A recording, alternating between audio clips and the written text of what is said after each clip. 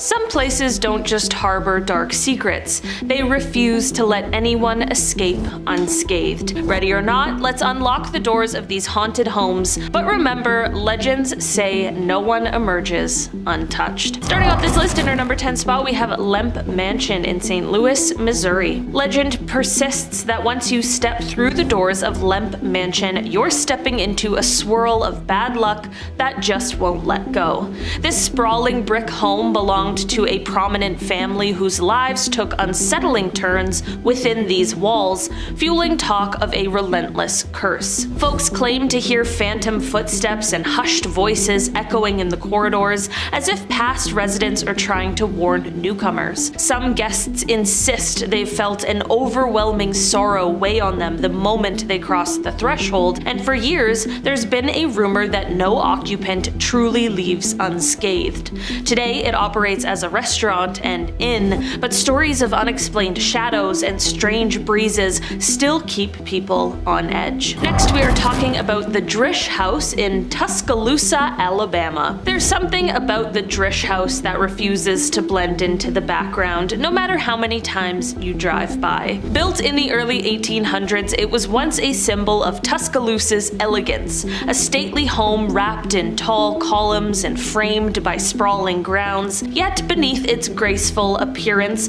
lurks a story that locals have passed down in hushed tones. One of the key points of intrigue revolves around a set of candles kept for a significant funeral, which were supposed to be saved for the next time the household found itself in grief. It's said that after the original resident passed, those candles took on a life of their own, casting strange glows in the upper tower windows on random nights and puzzling anyone who ventured close. Over time, rumors about restless figures drifting through darkened rooms turned the Drish House into a magnet for ghost enthusiasts. Many report uneasy feelings just standing near the structure, as though unseen forces are eager to share their unrest. Changing ownership over the years did little to dissolve its mystique, and each new caretaker added fresh tales to the local lore. Certain residents confided they never fully escaped the sense of being watched, even in broad daylight. Doors would swing shut with no explanation, footsteps echoed in hallways emptied of people,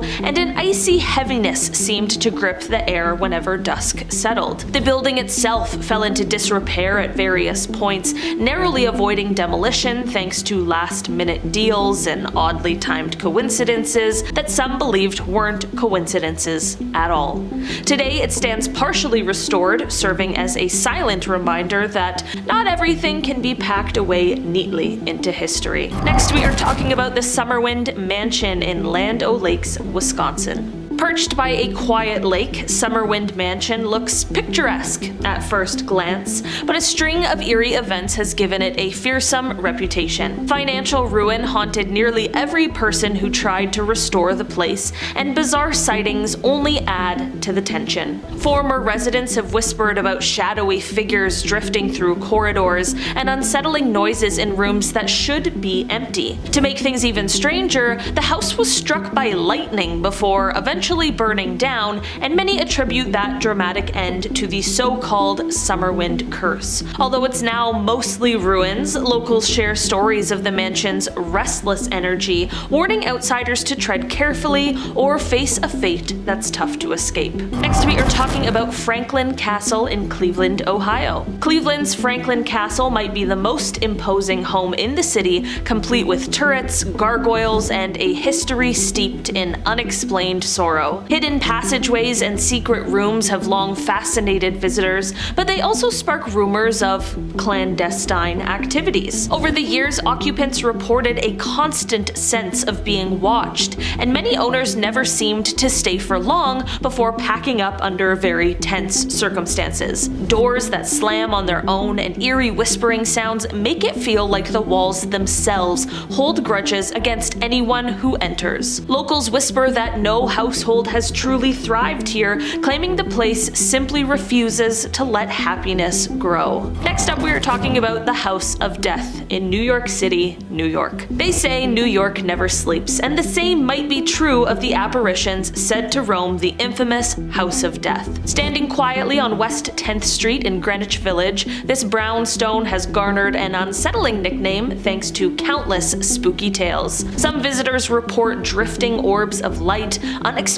cold spots, and fleeting visions in mirrors that vanish as quickly as they appear. The long roster of residents who left under bizarre or distressing circumstances has convinced many that the building harbors a malevolent force. Despite its prime location, rumors suggest no one can truly find peace here, as if the house itself decides who stays and how they leave. Next, we are talking about the Kreischer Mansion in Staten Island, New York. A grand Victorian home on Staten Island, Kreischer Mansion, once symbolized prosperity, but soon descended into a spiral of misfortune. Commissioned by a wealthy brickmaker, the property was marked by sudden setbacks that nod at the family legacy. Over the years, folks have described unsettling footsteps in vacant hallways and lights flickering at odd intervals. A caretaker's grim confrontation on the premises only deepened beliefs that a powerful darkness clings to the mansion. Though it is privately owned today, local lore insists anyone spending significant time here risks being caught in a cycle of endless turmoil. Next, we are talking about S.K. Pierce Mansion in Gardner, Massachusetts. This striking Victorian manor boasts ornate woodwork and an impressive facade, but it's the tales of restless shapes drifting through rooms that truly capture people's attention. Built by a prominent furniture magnate, the home saw a chain of unfortunate incidents that left behind a cloud of mystery. Paranormal investigators talk about furniture moving on its own, doors locking unexpectedly, and voices calling out in empty hallways. The oddest detail is how often people try to renovate or move in, only to find themselves fleeing with unsettling stories and a lingering sense of dread. Rumor says nobody can endure the mansion's atmosphere for long, as if intent on breaking every spirit that dares to settle there. Next, we are talking about the Baker Mansion in Altoona, Pennsylvania. Baker Mansion stands as a classic symbol of both grandeur and heartbreak, thanks to a local legend about a wedding gown that allegedly moves behind glass. A daughter of the original owner never realized her dream of marital bliss, and some say her spirit now roams the halls, reminding guests of a love that went unfulfilled. Clanging sounds late at night and a persistent chill in certain rooms have prompted believers to call this place distinctly haunted. Tour guides joke, somewhat nervously,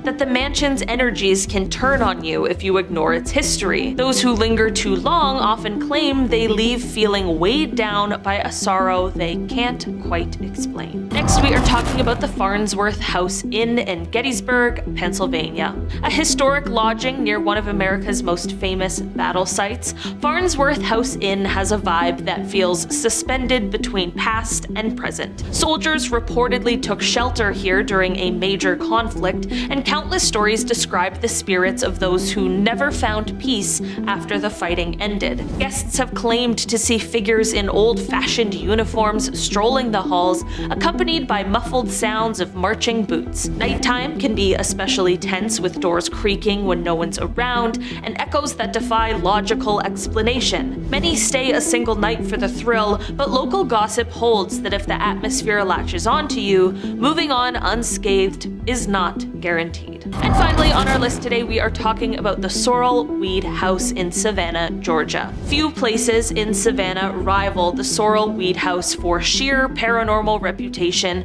with visitors repeatedly claiming unseen hands brush against them in dimly lit rooms. This stately mansion boasts classic Southern architecture, but it's overshadowed by tales of bitter disputes and unexplained passings. Voices drift through the air in hushed tones, and tour guides say they've heard footsteps follow them, only to find empty halls behind them. Psychic mediums who visited speak of an ominous energy that clings to certain corners, as if unwilling to loosen its grip on anyone who steps foot inside. Rumor has it that once this house sets its sights on you, life might never feel the same again. The St. Augustine Lighthouse has been standing tall since the 1800s, and it has quite a creepy reputation. There have been a number of strange occurrences and incidents here throughout its history. One of its earliest keepers, Peter Rasmussen, loved his cigars, and some folks claim they can still catch a whiff of his favorite scent lingering around the lighthouse.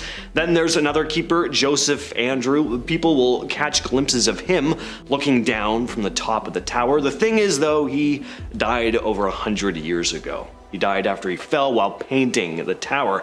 The most haunted tale, though, is that of the Pitti sisters, Mary and Eliza. They'd been playing in a cart used to carry materials back and forth to the lighthouse, but it broke loose, sending them tumbling into the water. Even after 150 years, there are reports of giggling and playful laughter echoing from the tower late at night, believed to be the spirits of the young girls. Some even claim to have spotted them floating around the bay. Step into the Florida Theater in Jacksonville, Florida, and you might feel the lingering echo of its past. A past that doesn't just sleep when the lights dim. Built on the grounds of an old police station in 1926 and opening its doors in 1927, this historic venue carries whispers of its earlier days. Visitors and staff share unsettling stories of strange shadows flitting across the balcony and mysterious shapes that show up in photos as if someone or something refuses to be forgotten. Most chilling of all are the rumors swirling around the ghost of an old projectionist whose spirit is said to still wander the halls long after the final credits have rolled. Despite the efforts of paranormal experts who came to debunk these ghostly claims, they instead left with more questions than answers, having encountered eerie phenomena that suggest something truly unworldly haunts the Florida Theater. It's a place where the past doesn't just haunt, it holds court, making the theater not just a spot for a show, but a doorway to the mysterious and the unknown. What I've learned doing these lists is that if you die in a movie theater, a park, a hospital, like your ghost, you're staying there for the rest of the time. You never hear like about a haunted laundromat or something like that. I don't know. Key West Cemetery, 100,000 or so corpses are buried here, all packed into the 19-acre space. The cemetery was built back in 1847 after a hurricane wreaked havoc on the island, and this cemetery has seen it all, from the tragic victims of that natural disaster, soldiers of the Spanish-American War. There's a whole lot of history here. Now, aside from all the ghosts that are said to roam around here, and there are a lot, this is also the cemetery at the center of one of the most insane, creepy tales in American history. This is the cemetery where Carl Tanzler dug up Elena Milagro Hoyos. He was obsessed with her, and after digging up her body, he tried to preserve her. He kept her in his home and would even sleep next to her. Yeah, creepy. But who are some of the ghosts that are said to lurk here? First, there's the Bahamian woman. Folks say she appears both day and night, and unlike ghosts that just vanish into thin air, this one is much more abrasive. She's pissed pretty much all of the time, but especially if she catches you disrespecting the graves. Sit on a tombstone, stomp across a plot, and she may show up. There's also the story of the young girl's voice. Visitors have told stories of wandering through the cemetery when they suddenly hear a small voice calling out to them, and then they follow it. Only when they finally reach the source, they simply find the grave of a young girl. I read that there's also a gravestone in there that says, "I told you I was sick." Which, I love that. Be petty even in death. Whatever. On a remote island within the Dry Tortugas, Fort Jefferson stands as quite the structure, as it was built from 16 million bricks. It's just a crazy fact. Originally constructed to protect and guide ships navigating the treacherous waters of the Florida Straits into the Gulf of Mexico, this massive fort has morphed through history from a vital military stronghold to a shadowy, haunted relic. As the Civil War raged, the fortress transformed into a grim prison housing Confederate captives, sealing its fate as a site steeped in dark tales and tragic events. Today, Fort Jefferson is not only a major tourist draw, but also a reputed epicenter of ghostly encounters. Imagine a place where every conceivable horror has occurred, including executions, people eating, deadly disease outbreaks, you name it, this place has seen it. It's said that inmates turned on each other with makeshift weapons, and the surrounding waters claimed the lives of those trying to escape. Among its notorious residents was Dr. Mudd, the physician whose legend says treated President Lincoln's assassin. Imprisoned at Fort Jefferson, he became a pivotal figure during a virus outbreak that claimed 38 lives. His medical interventions spared many more, and today paranormal enthusiasts and skeptical reporters flock to the fort, some armed with photos they claim capture spectral glares, potential proof of the supernatural. The most haunted building in Tampa is said to be the Cuban Club. This place isn't just famous for like one or even a handful of ghosts. Some say there are hundreds, which is too many ghosts. The Cuban Club was built in 1917 as a social services organization for Cuban immigrants, hence the name. There was all sorts of stuff here. There was a bowling alley, a spa, a restaurant, a swimming pool, even a theater, and that theater is where our first ghostly tale begins. An actor took his own life on stage sometime in the 20s. He'd forgotten his lines, and this was just the last straw. He ended it right there. I don't know how exactly. There's probably very different versions of the story, but point is he died. Now some say his spirit still hangs around the theater, unable to move on. Then there's Little Jimmy, the ghost of a boy who drowned in the club's swimming pool. His spirit is said to mess with flashlights and appear in photographs taken when the club is empty. And there are a number of other nameless ghosts. Some say there's the energy of two former board members who had a falling out, with one firing at the other in anger.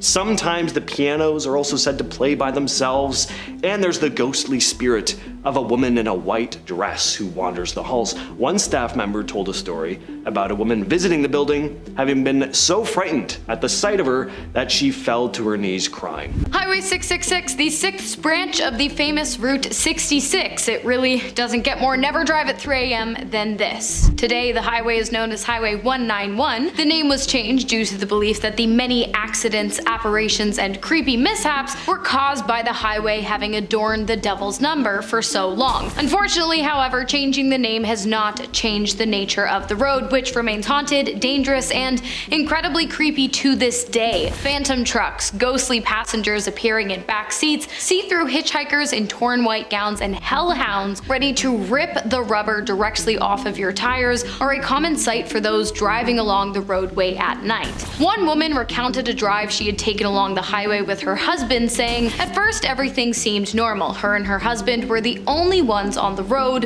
when all of a sudden a massive truck appeared out of nowhere that seemed as though it was headed straight for the pair, charging so fast towards them that sparks were flying from the wheels and flames were coming out of the smokestack. The pair pulled off the road and waited for the truck to pass, and when it did, it disappeared into the night." I'm gonna go ahead and say avoid this roadway at night if you and your tires, which like I said are subject to be ripped apart by literal hellhounds, want to make it to your destination in one piece. There are plenty of haunted hotspots along Route 66, but one of the most famous is an abandoned truck stop in Villa Ridge, the Tri-County Truck Stop, which opened in 1971 and closed in 2006. Ever since its closing though, people have reported strange stuff going on at the site, and there have been plenty of paranormal investigations in the abandoned building. A team of paranormal investigators called the Paranormal Task Force investigated investigated the site in 2006, and the guy leading the investigation, Greg Myers,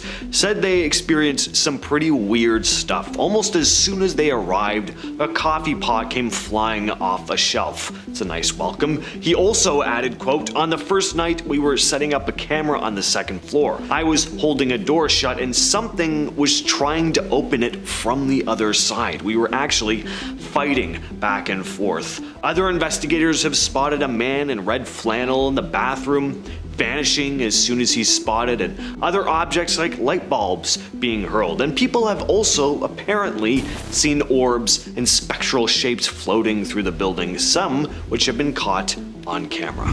Dead Man's Curve, located in Claremont County in Ohio. The curve is a turning intersection, a dangerous one where Route 222 meets State Route 125, and it's also said to be the most haunted place in all of Ohio. Although there have been many deaths at the intersection, the majority of hauntings are attributed to 5 young men who were killed there on October 19th of 1969 after their 1968 Impala was hit head-on by a 1969 Roadrunner going more than 100 miles an hour. Since then, the curve has been haunted by the deceased young men who appear as faceless hitchhikers hoping to catch a ride from someone who can take them away from the place where they met their grisly end. Next, we head to Rachel, Nevada with Route 375. This is a pretty notorious stretch of road, known for its supposed extraterrestrial activity. So much so that it's been nicknamed the Extraterrestrial Highway. UFO fanatics from all of the world flock here year after year, hoping to catch an unidentified object in the sky or hopefully find some clue as to what's really going on in Area 51. Driving along this road, you'll get closer to the place than you'd probably ever hope. Now, aside from Area 51 though, there are other interesting spots along the route. There are old atomic bomb sites, lots of other military facilities, and on top of all the alien stuff, there's said to be plenty of paranormal weirdness, vanishing apparitions along the road, phantom headlights, and for everyone with a clown phobia, you may want to make sure you plan your route so that you don't end up having to spend a night at the Clown Motel, which is exactly what it sounds like. A clown-themed motel filled with ceramic clown dolls, puppets, life-size statues, you name it. Definitely where I'd be wanting to spend the night, but maybe not for everybody. Highway 5, located in Lynn, Alabama. What was once a normal highway became a hotbed for paranormal activity after a young woman was killed one night in the late 20th century. A young woman and her boyfriend had been making their way home from prom when the pair got into a vicious fight. Not being able to bear another moment spent arguing with her partner, the woman decided to exit the vehicle, and in a fit of anger, her boyfriend drove off, leaving her all alone in the middle of the night on an empty highway with no shelter, sidewalks, or anyone to help for miles around. She was determined though, and so she began walking along the highway in hopes of making it home by sunrise. Unfortunately, however, she was struck by a truck in a hit and run and left to spend the rest of the night dying a slow, painful death in a ditch next to the road. Her body was discovered the next morning, and her spirit has been there ever since. She's been seen walking along the highway aimlessly in the hopes of one day being able to finally make it back home to her family. Those who see her on the road and stop for help are greeted with a pretty creepy sight of a woman mangled and distressed who disappears when they finally get close enough to speak to her. Route 2A in Maine is said to be one of the most haunted stretches of road in all of the US. Not only do you have loads of ghost stories, but it really is a pretty dangerous road. Lots of deadly accidents have happened here, especially in the winter, where the conditions are said to be absolutely brutal. Tons of sharp turns and blind corners, so it's a pretty notorious road as is. One of the most famous ghost stories is the Screaming Woman. A number of travelers driving along the road at night will report spotting a woman screaming by the side of the road, desperate for help, saying that her husband is trapped in a car wreck, so she asks to be driven further up the road where the accident is, but somewhere along the journey, the woman disappears. The story goes that one winter night, a newly married couple was driving along the road when they swerved and hit a utility pole. The husband was killed instantly, but the woman was thrown from the vehicle. She limped along the road for a while in search of help, but there were no other vehicles. Eventually, she collapsed and died from the cold. Zombie Road. the most haunted road in Missouri, located in Willwood, Missouri, just west of St. Louis, if you know it. Today, Zombie Road is not so much a road as it is a series of trails, but at one point it was a road, and that is why it is on this list today. Zombie Road was originally constructed in the 19th century, but it was shut down in 2010 to be repurposed as a bike path. Big mistake. Prior to the road being converted into a trail, Zombie Road is rumored to have been home to a crazed killer who escaped from a nearby asylum during the 1950s. He lived out the rest of his days hiding in shacks around the road and preying on young men and women who were unfortunate enough to have been walking around the area. Eventually he died, but unfortunately, according to legend, that didn't stop his reign of terror, because it is believed that the crazed man went on to continue his killing spree in the afterlife, which is how the road came to be known as Zombie Road.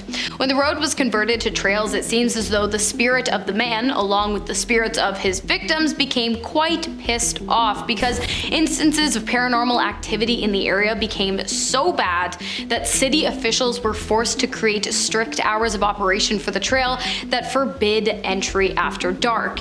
If you've been, let me know. A name like Shades of Death Road doesn't really inspire a whole lot of confidence now, does it? At least not in your safety. This road in New Jersey is said to be one of the most haunted places in the entire state. Even before motorized vehicles were a thing, this place had a dark reputation. There were some very violent incidents that took place along here. In the 1920s and 30s, there were some pretty famous incidents. The creepiest, though, is probably the woman who lobbed off her husband's head and then buried both parts of his body on either side of the road. Just off the road is a pretty famous lake too, Ghost Lake, which gets its name for a pretty obvious reason.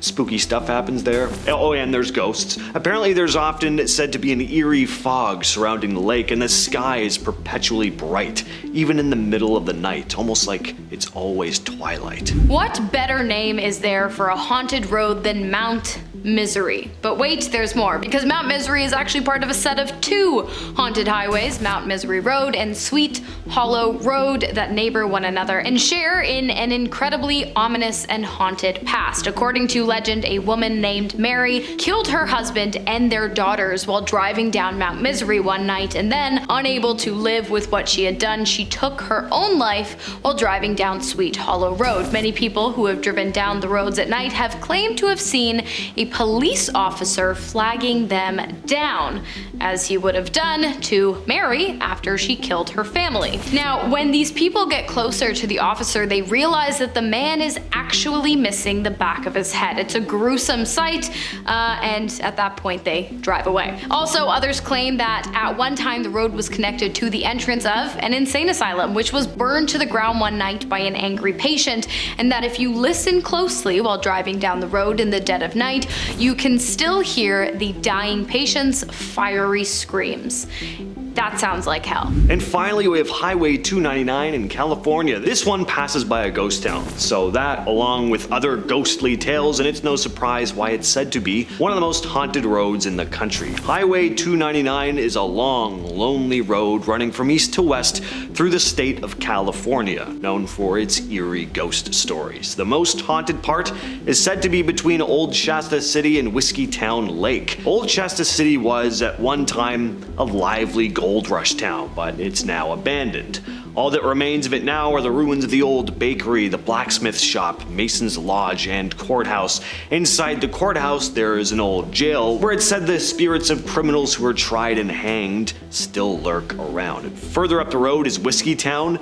And Whiskeytown is super interesting because there's an entire town submerged under a lake. When the Whiskeytown Dam was built decades ago, the town flooded and its residents had to leave. But some believe that not everyone left, and the spirits of the people who once lived in the town now haunt the lake. And even if they're not haunting it, just swimming where there's an entire old abandoned town below you, that's weird. Built in the mid-1800s, it's named after a young woman who's said to have suffered a tragic fate on her wedding day. The story goes that Emily was left at the altar, and in her heartbreak took her own life on the bridge. Ever since, strange things have been said to happen on and around it. Some claim to see the figure of a young woman in a wedding dress wandering nearby, only there's no wedding happening and it's 2 a.m. in the morning. Others will hear soft sobbing rubbing or footsteps when no one else is around. If you're looking for a blend of scenic beauty and a possible ghost encounter this Halloween, Emily's Bridge is worth checking out. Well, you don't hear about haunted zoos very often, but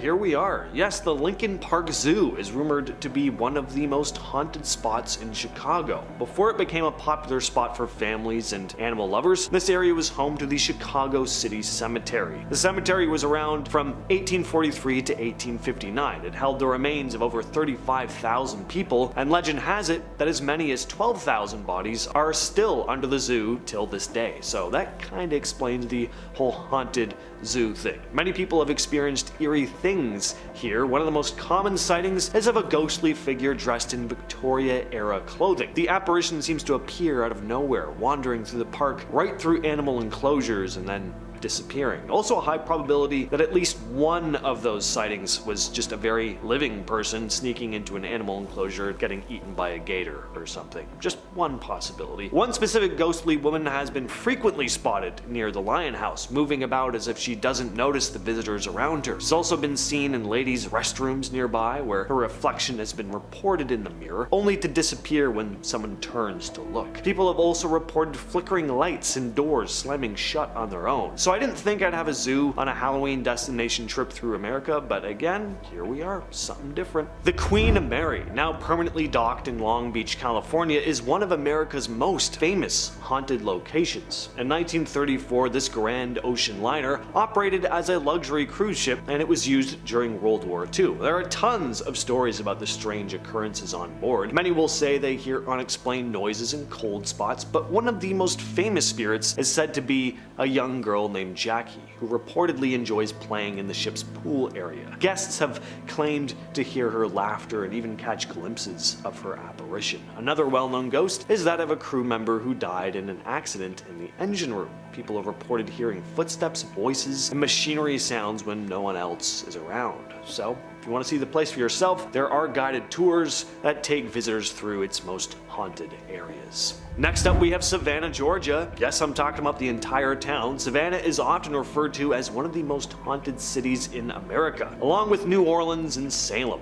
And it's easy to see why. The city's history is full of dark stuff. Battles, deadly diseases, disasters. You have the siege of Savannah in 1779. Then the city was captured by General Sherman during the Civil War. The spirits of soldiers who died in these battles are said to be trapped in places like the Laurel Grove Cemetery. Some will even claim to see them roaming the streets. But it's not just soldiers that haunt Savannah. The city was devastated by a series of yellow fever epidemics in the early 1800s. In 1820 alone, the disease wiped out about 1/10 of the population. That's a lot of people. There was also a deadly fire in 1820, which started in a stable and quickly spread, destroying hundreds of buildings. 1820 was just a bad year for them. But this wasn't the first time a horrible fire ravaged the city. There was a pretty devastating one in 1796 as well. The city is home to over 40 ghost tours that go deeper into all that stuff. Anyway, lots to see and do in Savannah around this time of year. The Adams Grove Presbyterian Church in Alabama. This historic Greek Revival style church was built in 1853. Now, it doesn't operate as a church anymore, and from what I've heard, it's on private property, so you may not actually be able to set foot in it yourself, but creepy stuff is said to go on around it. One of the supposed entities is the ghost of a former pastor, said to stand in front of the church at night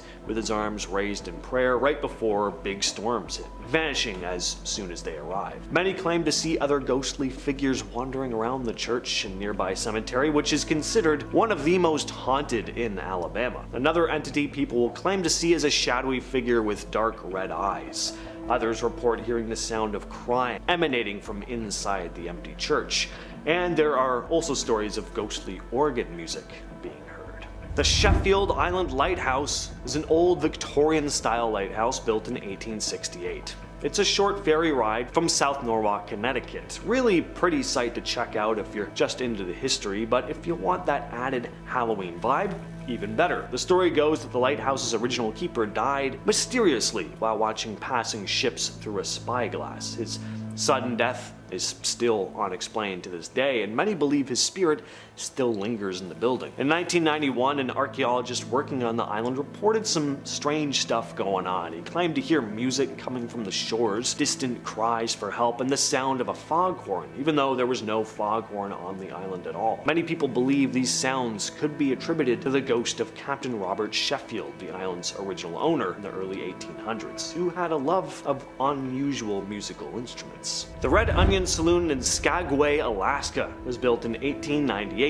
during the Klondike Gold Rush. Originally it was a brothel for miners, and it was a very strange brothel. It used dolls to represent each woman working upstairs, and each day 10 dolls would be placed on the bar. Customers would then choose one to indicate which lady was occupied. When the customer returned, the doll would go back to its sitting position on the bar, signaling that the worker was once again available. The Red Onion is of course not a brothel anymore, but it still operates as a bar and a restaurant. What also remains though are those dolls, and possibly some of the workers and guests from back in the brothel days. One of the most famous spirits is named Lydia, a former madame who a number of staff have reported encountering. Apparently you can smell this lingering perfume scent in the room she used to work in, and if you're lucky enough or unlucky enough, you may even catch a glimpse of her. But Lydia is generally pretty friendly, especially towards women. She's known to water plants, caress people's faces, and leave behind also the smell of freshly cut lilacs. Guests have also snapped photos of orbs, white blurs, and even the faint outline of her face. But not all the spirits here are friendly. There's another ghost known as John. He leaves behind a scent as well, just not as nice as perfume or flowers. It's just his horrible BO. He's also known to shove people down the stairs and fling open doors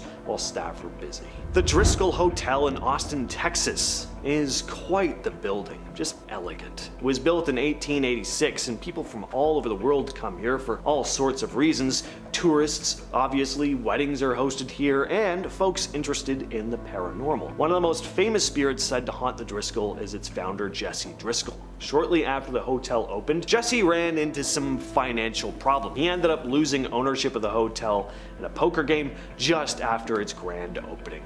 But his spirit has never left. Guests have seen him throughout the hotel, but especially in a room overlooking 6th Street and Brazos. One story tells of a man who woke up in the night to find a man standing by the window smoking a cigar. When he turned on the light, the figure just vanished, but the curtains were still swaying and cigar smoke was still in the air. So Joe Ball was a serial killer. He has a couple interesting nicknames: the Butcher of Elmendorf and the Alligator Man, both of which fit. He fought in World War I, and when he returned to Texas, he started making money as a bootlegger. Then, when Prohibition ended, he opened a saloon. At the back, he built a pond where he kept 6 alligators. He'd often feed live cats and dogs to the gators, but that didn't satisfy him for long. Soon, women in the area started going missing, including his own wife. Now, in 1938, 2 county sheriffs arrived at his property to question him about several of these missing women, and Ball pulled out a pistol and took his own life. But a handyman of Joe's, Clifford Wheeler, told authorities about how he'd assisted Ball in disposing of the bodies of 2 women who he'd killed, feeding them to his alligators. It's believed Joe Ball may have taken the lives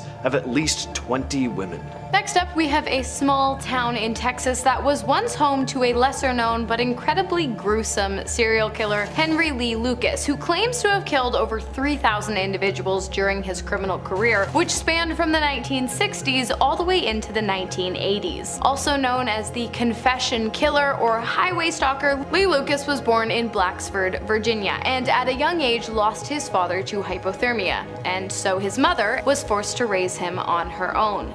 Clearly, Henry wasn't happy with this, as his mother was the first person he killed in 1960 in Michigan. He was sent to prison but only served 10 years due to overcrowding. And that's when he moved to Ringgold, Texas with his niece Frida Powell to work for a sick woman named Katie Rich, both of whom he would later kill. While he claimed to have ended the lives of thousands of individuals through restricting airways, impaling them with sharp objects, blunt force, and hit and runs, he was convicted of only 11 killings. Texarkana is home to one of the creepiest cases in the state's history, the Texarkana Moonlight killer case. So this case was heavy inspiration for slasher movies that would come years later, along with tons of urban legends. The killer literally wore a sack with holes cut out for his eyes and would attack innocent couples while their cars were parked in an area called Lover's Lane. It's about as classic as it gets. So the first attack happened on February 22nd, 1946. A young couple, Jimmy Hollisand and his girlfriend Mary Jean Larry, were attacked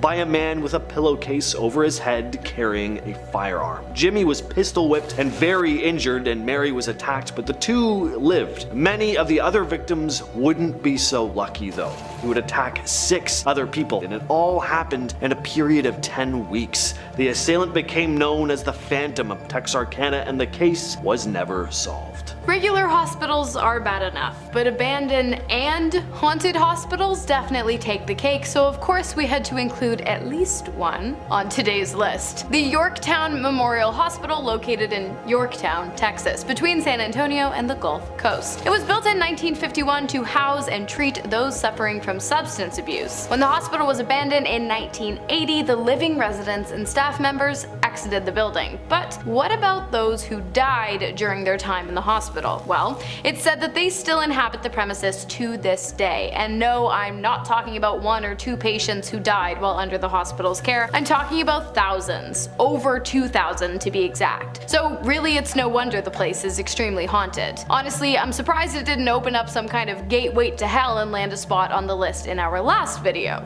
Check it out if you'd like. Those who have entered the building have reported feeling a strange rotting sensation and claim that they can feel the tormented soul's energies in the walls. Not only that, but many people have said they've heard screams and disembodied voices while inside, as well as seeing strange floating lights in the hallways, despite the fact that the building is ancient and has no electricity. If you've been, let me know your experience. Now we move on to Kerrville, Texas, with the case of Janine Jones, a nurse who also terrorized San Antonio. What an absolute creep this woman is. Yes, she is still alive. She took the lives of an estimated 60 young patients in her care between 1970 and 1982. She'd inject patients with a variety of substances that would cause cardiac arrest. She first started working as a licensed vocational nurse at Bexar County Hospital in San Antonio in the pediatric intensive care unit. But hospital staff started realizing that an abnormal amount of young patients were dying in Jones's care. Now, here's where things get really infuriating. An investigation could have been carried out right there and then, and things could have ended here. But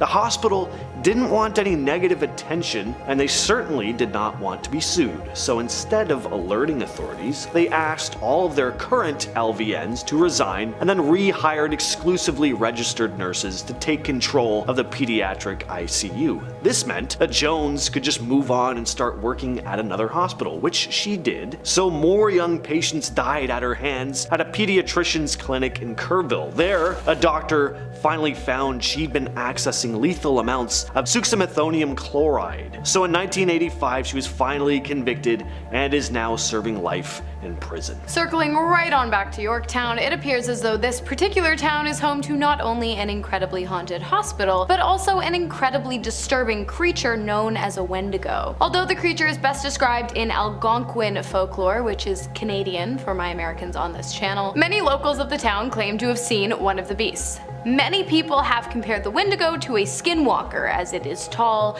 and lanky and somewhat humanoid, but can shapeshift and has been known to devour human flesh. And when a Wendigo finds the body of a deceased hiker, it will often inhabit it, and then turn to killing those who attempt to come into contact with its human exterior. Many people also claim to have seen the demon take the form of animals and follow and stalk them throughout the area. Stay safe out there in Wendigo. Speaking of creepy creatures, Texas is also home to an entity known as Goatman, who stalks the old Alton Bridge connecting Denton and Copper Canyon. So the tale traces back to a black goat farmer named Oscar Washburn, who'd moved his family near the bridge. And Washburn earned a reputation as a very reliable businessman and was nicknamed the Goatman by locals. He even hung a sign on Alton Bridge pointing towards his home, proudly declaring, "This way to the Goatman." But in 1938, members of the local government agent who had ties to the Ku Klux Klan kidnapped Washburn from his family. They took him to the bridge,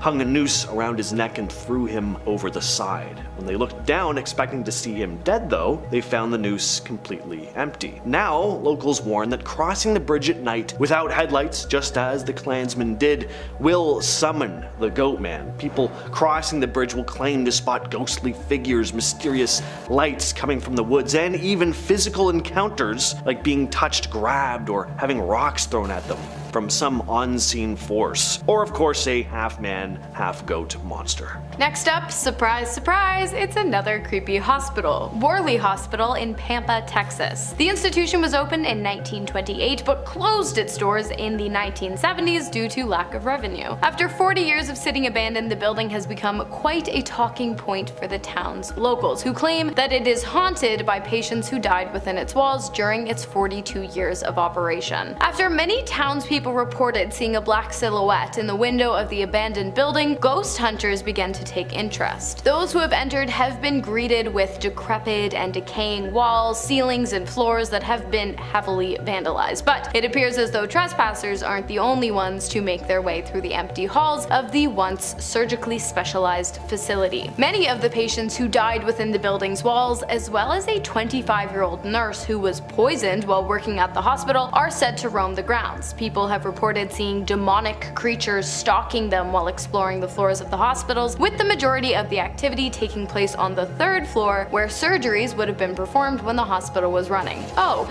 and the current owner of the grounds wants to renovate the building into a ministry. Coincidence? I do not think so. League City, Texas is home to an area known as the Killing Fields. So there is an abnormally large list of people who have been found dead in this stretch of land surrounding Interstate Highway 45. And there are also a number of people who've gone missing from this area and have still yet to be found. And out of more than 30 cases, only a small handful have ever been solved. The place is such a hotspot for mysterious deaths that a task force, Operation Halt, was set up just to investigate these incidents alone. The first cases started cropping up in the 70s with the discovery of multiple bodies scattered throughout the area, and over the decades, law enforcement agencies have recovered the remains of numerous people, many of them young women. And it's not even clear if there's just one assailant responsible, a group, or if the area is just an ideal spot to kind of get rid of evidence. We really don't know. It's a complete mystery to this day. And finally, we have a man with a thing for eyes. Stealing them, that is. It all started in the 1990s in a rural area of Dallas. Is it a town? Not really, but this case is pure evil, so listen up. During the 90s, SEX workers began turning up dead at an alarming rate, with one very striking thing in common. You guessed it, their eyes had been completely removed from their sockets. The killer was Charles Albright, also known as the Eyeball Killer. When he was young, Charles had quite the knack for taxidermy. He would stuff many animals a week, doing his best to make them look pristine, but there was one thing missing: eyes. His mother refused to buy glass eyes for the animals, and so instead Charles would use buttons. When he got a little older, he slept with an SEX worker, which led to him getting a transmitted infection. I feel like the pieces are starting to come together. His obsession with the eyes and his hatred for women of this certain profession grew exponentially over the years, and on December 13th of 1990, he took his first life. After violating the woman, he fired a projectile from a handheld weapon, execution style, into the back of her head and carefully removed the eyes of the victim with what has been described as surgical precision. Charles was convicted of 1 killing, but most likely committed at least 3. He was sentenced to death and was executed in August of 2022. Well, all month long we've been going inside some of the most haunted places in South Texas, and to conclude our series, we went to visit what was once called the most violent place in the Old West. Texas has it all, from the Dallas Cowboys to country music, and even some pretty evil cities in between, so let's check those out. Starting off our list today, we have the city of Dallas, which in the late 1990s was home to the infamous eyeball killer Charles Frederick Albright, born in Amarillo in the year 1933. He grew up troubled with a knack for taxidermy and an anger towards his parents for never buying him fake eyes to use in his projects, and instead forcing him to sew buttons on his carefully curated, glorified, and gruesome stuffed animals. As he got older, Albright became interested in adult activity, and so he decided to procure the services of a professional. But she gave him an infection and he was pissed. A few years later, on December 13th of 1990, his anger turned to action. He violated and killed a working woman before carefully and completely removing her eyes from the sockets. 2 months later, another worker was discovered missing her eyes, and a month after that, a third. Eventually, a tip led police to Albright, but despite evidence found in his truck linking him to all 3 killings, he was only charged with the death of his first victim. He was sentenced to death for his crimes and was executed in August of 2020. Next up, we've got the head hacker of Houston, Texas, of course, a man or men responsible for the deaths of 5 women in Houston during 1979. The first death to occur that year was a woman found dead in her home, tied to her bed with a pillow covering her face, or at least that's what Bob Smith, who found the body, thought. Unfortunately for him and the victim, Elise Elaine Rankin, when he lifted the pillow, he quickly realized that her head had been hacked off, and signs of forced adult activity were also present on the victim. 2 weeks later, another corpse was found in the same building, just 2 floors up. Mary Michael Calcutta, who was found in her bedroom, fully clothed with her throat cut open, head intact though. That same day, Doris Lynn Threadgill was found dead inside her townhouse, her throat cut so badly that her head was almost completely separated from her body. A few months later, Joan Huffman was found dead in a local park, and on the same day, a man named Robert Sprangenberger was found inside the trunk of a white Dodge car with his head completely removed from his shoulders. Whether or not the killings were done by the same person or a group of people working together, or perhaps they had nothing to do with each other at all, remains a complete mystery to this day. Next up, we have Irving, Texas, the setting of a Taco Bell robbery gone wrong, which took place back in 1991. On January 6th of that year, 2 men, Jesse San Miguel and Jerome Green, forced their way into the local Taco Bell and then forced 4 employees into the restaurant's walk-in freezer. Miguel and Green then ransacked the establishment, emptying all the registers and shoving anything valuable they could find into bags. Initially, the 2 had agreed that neither one of them were going to cause any harm to the employees, but before they left, San Miguel had a change of heart. He returned to the walk-in freezer and asked the 4 victims to give him a good reason why he shouldn't kill them, before firing at and killing them one by one at close range. Miguel and Green then fled the scene, but they were arrested just a few hours later. Miguel was sentenced to death and executed on June 9th of 2000, and Green was sentenced to 50 years behind bars. Next up, we have Yorktown, home of the former Yorktown Memorial Hospital, where at least 2,000 people died over the years due to both physical and mental illness, gross mistreatment, self-inflicted injuries, and purposefully inflicted injuries. The hospital opened its doors in 1951. By 1990, it was completely abandoned, but it was later reopened by the city to be some kind of dark and twisted tourist attraction. Here's the thing, during the time the hospital was running, like I said, patients were grossly mistreated. In one instance, Dr. Lean Norwierski purposefully slit open a patient's throat while performing a procedure. In many other instances, patients were denied food or access to proper care for physical injuries, as well as the mental ailments that led them to becoming imprisoned in the facility in the first place.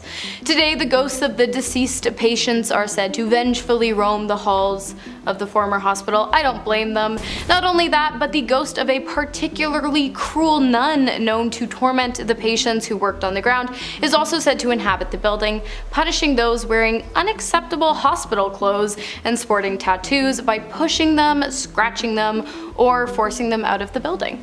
Next up, we have Childress, Texas, which between 1988 and 1991 became infamous for a series of assumed satanic-based crimes. The first death to occur in the town was that of Tate Roland, who was found dangling from a tree.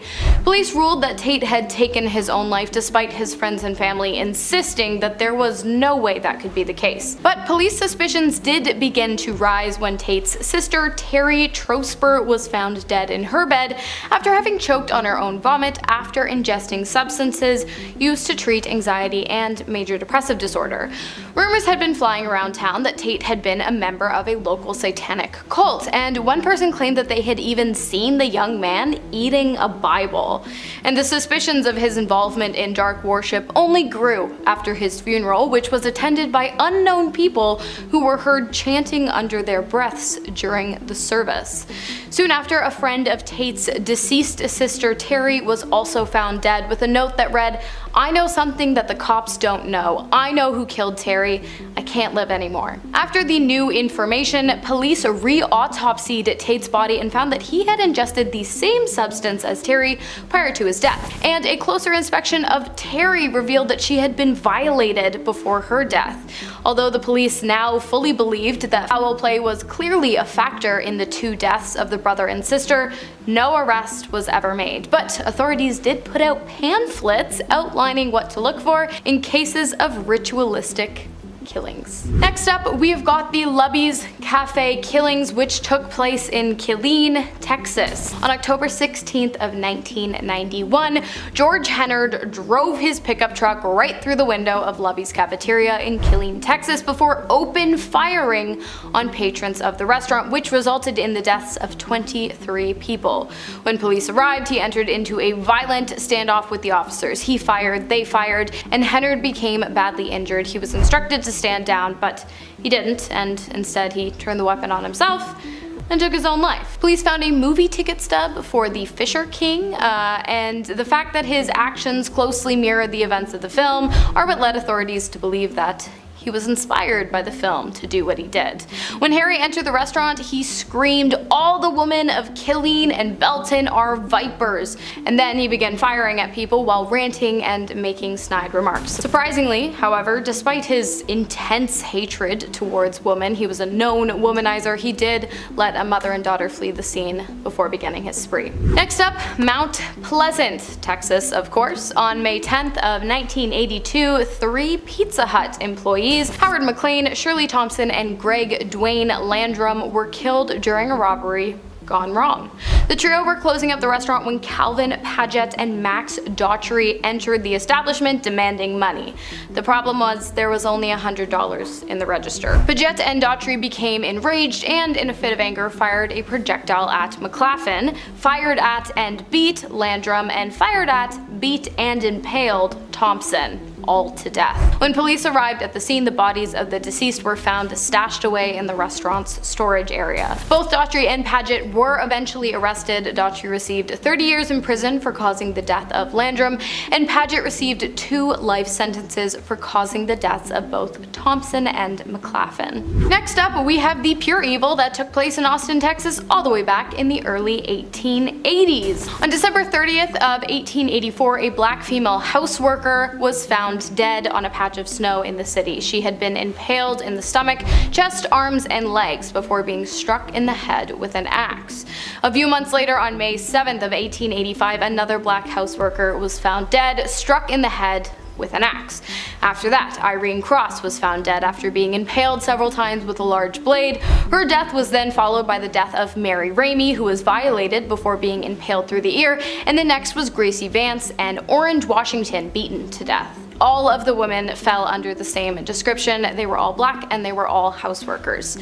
After that, the killings did die down, but no one was ever convicted for the deaths of the women. It is believed, however, that a fellow worker, Nathan Elgin, might have committed the crime, as it was confirmed that he was in close proximity to where most of the crime scenes during the time in which the killings would have taken place. Unfortunately, investigators were never able to question Nathan, as he was killed while trying to attack a woman with a large blade. Next up, we have San Antonio, home to the Angel of Death, Janine Jones, who was anything but an angel. Jones was adopted at birth by a nightclub owner and a former beautician. There was not much else known about her upbringing, but what is known is that eventually she became a nurse, working at the medical center hospital located in San Antonio.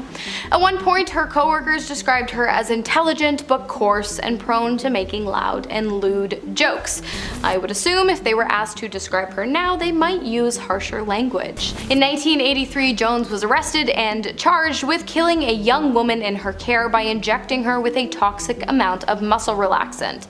She was sentenced to 90 years in prison. The following year, she was given another 60 years after being charged with the attempted killing of another patient, which forced authorities to take a more in-depth look into all of the deaths that occurred in the hospital during Jones's time working as a nurse, which revealed that over 60 patients Jones had access to died between the years of 1981 and 1982. In an interview with police, Jones said that it wasn't her that killed them, but rather the voices in her head. In 2019, Jones was taken to trial, once again charged with the deaths of 5 more patients. It is likely that with new evidence coming to light each and every day, Jones will be spending the rest of her life being pinballed back and forth between both the courthouse and her prison cell. And finally, to finish us off today, we have Beaumont, Texas, where in 2010 a man named Greg Flanagan took his final breath. On September 15th of that year, Flanagan was found dead on the floor of his hotel room. At first, it appeared as though he had died of natural causes, but upon closer inspection, it was revealed that was not the case. Coroners found broken ribs, massive damage to internal organs, a small cut on his frontal private area, and a blunt force injury consistent with injuries that generally occur in the event of a high-speed car crash. But his body showed no signs of bruising. It was truly baffling. The police followed many leads, but each one soon became a dead end. It wasn't until a private investigator was brought in that the case was finally solved. Greg Flanagan was killed after a projectile fired from a handheld weapon from the next room over went through the wall and entered Greg's body through his private area. That's what caused the cut, I suppose. But by then, Greg's body had already been cremated, so no further investigation could be done in that sense. However, police managed to track down the men staying in the room next to Greg the night of his death. They caved when they were questioned, they confessed, and the case was finally solved. We're going to start the list with Waynesville, Ohio. This is said to be one of the most haunted towns in the state, which is saying a lot for Ohio. Waynesville, Ohio is founded way back in 1797, and it has quite the history and its fair share of spooky stories. So sure, folks flock here for the antiques and the annual sauerkraut festival, but it's also known as a haunt for ghost hunters. You'll hear some odd sounds in the old buildings. You'll see shadowy figures peeking out of windows. With more than 15 spots rumored to be haunted, Waynesville has no shortage of creepy tales, like the Hamel House Inn, for example. Staff here have reported seeing a mysterious man in room 4, and some say a young salesman vanished there ages ago, possibly meeting a dark end. Then there's the Stetson House, where Louisa Stetson, Lyric, supposedly still roams, dressed to the nines in old-fashioned gear. There's also the former Friends boarding home, now a museum, where you might hear the sounds of ladies bustling about as if they're cooking up a storm, even though there's no kitchen anymore. Now we move on to Mansfield, Ohio. This place isn't just said to be haunted by, lame ghosts who will just pass right through your body if they ever try to punch you. It's also haunted by a big, scary, hairy, orange-eyed beast referred to as Orange Eyes, and you wouldn't want to get punched by Orange Eyes. But let's start with the haunted stuff. One of the most famous haunted locations in Mansfield is the Ohio State Reformatory, known for its imposing architecture and eerie atmosphere. Once a prison, the reformatory is said to be haunted by the spirits of former inmates who suffered under harsh conditions. Visitors have reported strange noises, apparitions, and unsettling feelings while exploring it. And aside from the reformatory, Mansfield is also home to, again, tales of a cryptid known as the Orange Eyes, described as a creature with glowing orange eyes and a menacing presence. Sightings of the Orange Eyes have been reported in the wooded areas surrounding the city. Some believe it to be a Bigfoot-like creature. Others think it could be paranormal in some way. Some even believe it to be extraterrestrial in origin. Next up, we have Boston, Boston Mills, aka Helltown. This is kind of like the Chernobyl of Ohio, so Helltown, Ohio, within the boundaries of Boston Township, is full, and I do mean full, of eerie legends and ghost stories. It was once a thriving community known as Boston Mills, but this area faced an abrupt evacuation in the early 70s at the hands of the US government, purportedly to establish the Cuyahoga Valley National Park. Now, the empty homes, the abandoned buildings, and desolate streets that are left behind have this eerie vibe about them. You see, some locals insist that the evacuation wasn't solely because of the government's land claim. There are stories about much darker reasons. Apparently there was toxic contamination, with contaminants seeping into the soil. There are also stories about mutated animals and even people lingering around in the old abandoned homes. Not only that, but after the evacuation happened, there are said to have been satanic rituals carried out in the abandoned town.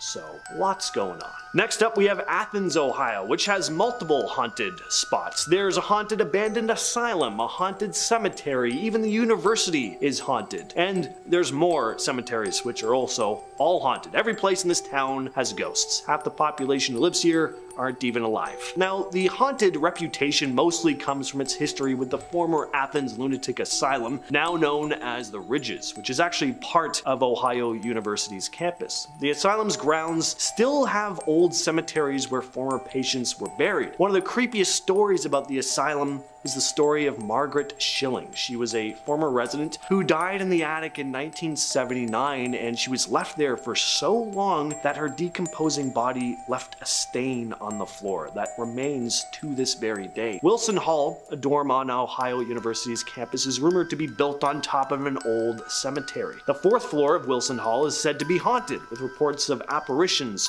strange noises, and slamming doors. There's also a rumor about a student who took their own life in one of the rooms there. In addition to the Ridges and Wilson Hall, several cemeteries in the Athens area are rumored to be haunted, including Sims, Haynes, Hanning, Cuckler, Higgins, Zion, Hunter, Slaughter, quite the name for a cemetery, Cutler, Mansfield, and Peach Ridge Cemetery. Some say these cemeteries are actually arranged in the shape of a pentagram, with Wilson Hall right at the center. Next, we have Kirtland, Ohio, which doesn't have much of a reputation of being haunted itself. What it does have, though, is a reputation for mutated creatures that are said to stalk the forests. Creatures known as melonheads. Deep within its dense forests are tales of the mysterious and eerie creatures known as the melonheads. According to local lore, the melonheads are said to be humanoid beings with these abnormally large, bulbous, hairless heads, resembling melons. I picture them kind of looking a bit like Hey Arnold, which would be a lot less cute in real life. These elusive creatures are rumored to lurk in the shadows of the forests, emerging only under cover of darkness to stalk unsuspecting travelers. Now, there are a few different versions of the melonhead's tale, but the most well-known story or explanation for these creatures was that a mad doctor was conducting unethical experiments on a bunch of orphans. Experiments which caused their bulbous craniums to take shape.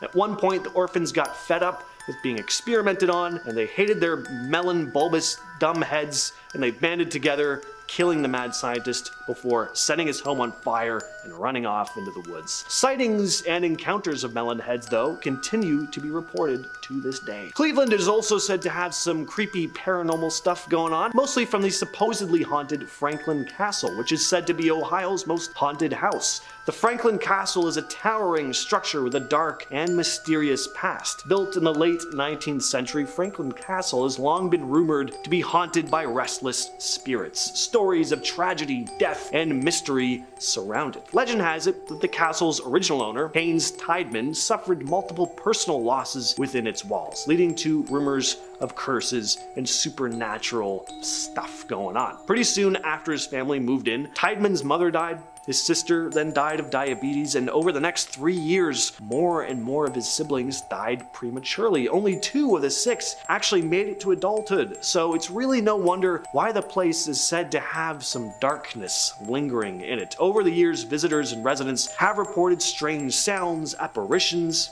and unexplained phenomena within the castle. Despite renovations and changes in ownership, one thing has always stayed the same: the paranormal activity. Next up on the list is Put in Bay, Bay. Now, Put-in-Bay, Ohio may be known for its sunny shores and summer fun, but lurking beneath the surface, there's some creepy stuff going on. From what I've read, there are 3 major haunted hotspots. First up, we have the Park Hotel. This hotel has stood since the late 1800s, and it's seen its fair share of guests come and go. Also means there's a lot of history, some of it dark. Some visitors have reported more than just creaky floorboards and old-fashioned charm. Rumor has it that the Park Hotel is haunted by the ghost of a young woman who tragically fell to her death from one of the upper floors. Guests have reported strange noises, flickering lights, and even sightings of a figure wandering the halls late at night. Next, there's the Dollar House, a Victorian mansion.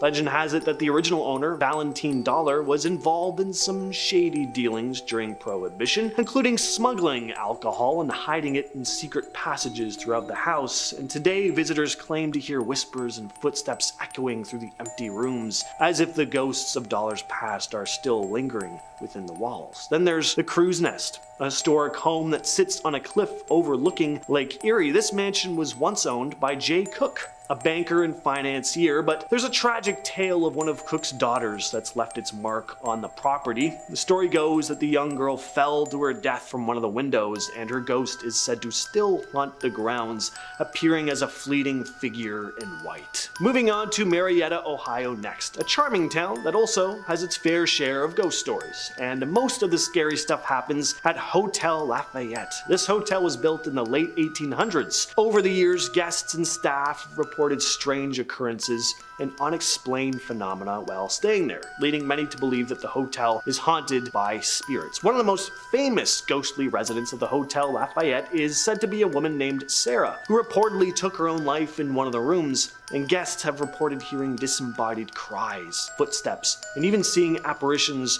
wandering the halls late at night. Others have claimed to feel an eerie presence or sudden drops in temperature, but Sarah isn't the only ghost rumored to haunt the Hotel Lafayette. Some guests have reported encountering the spirit of a young girl who plays tricks on unsuspecting visitors by moving objects or flickering lights. A real brat of a ghost. But at least she's still having fun in the afterlife, so props to her. Next up, we have another kind of Chernobyl-like Ohio small town, Cheshire. Only a handful of people still call this place home. At one time, this was a bustling town, but barely anyone lives there at this point, and that's because of the environmental hazards caused by a nearby power plant. The plant emitted a thick, sooty residue and chemical fogs that would blanket the town sporadically. Obviously, not at all safe for residents to live in that kind of condition, so many abandoned their homes and started new lives in other places. Eventually, the power company responsible for the pollution was compelled to just buy out the entire town. But finally, we have the abandoned town of Moonville.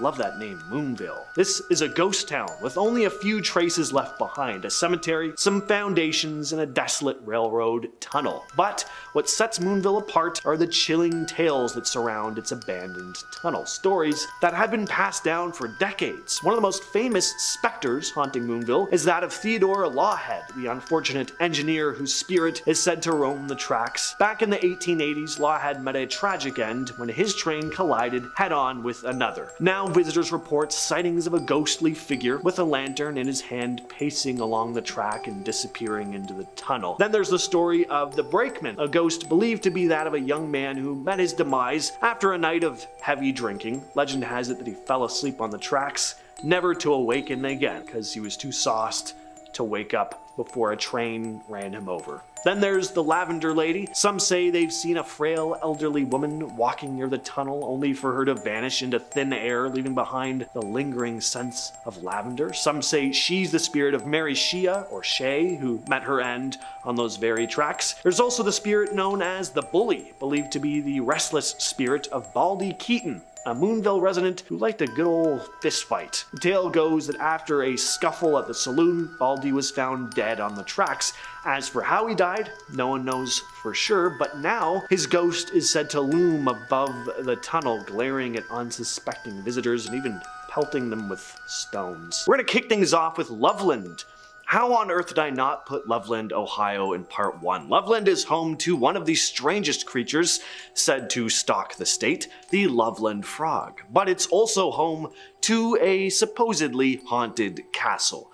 Loveland Castle was constructed by Harry Andrews, Very interesting man this guy was. He had a lot of interest in knights and medieval lore. Andrews was born in 1890. He worked as a medic during World War I. He then contracted meningitis during the war and was believed to be dead. His body was actually moved to the morgue, like he was done. But when his body was taken back to the hospital to be dissected, the doctors were like, hey, you know what, why not? Let's just see if we can get his heart beating again with adrenaline. Miraculously, it worked. Andrews, who'd now spent a whole bunch of time in Europe and then almost died, was now even more into medieval history and returned home with this newfound determination to build his very own castle. Eventually, he constructed Loveland Castle along the banks of the Little Miami River. Andrews then moved into the castle, where he lived until he died in 1981. Today, the castle is the headquarters for the Knights of the Golden Trail, an organization Andrews started, dedicated to upholding the principles of knighthood, but Harry Andrews' spirit is said to still roam the castle grounds. Objects will mysteriously disappear or move, and voices are heard echoing through the corridors. And as I said at the top, of course, Loveland's supernatural reputation doesn't end with this castle. One of the most famous legends is that of the Loveland Frog, or frogs. There have been multiple large frog-like creatures spotted near the Little Miami River over the years. Next up, we have Ashtabula, which is said to be haunted by the spirits of a tragic train disaster.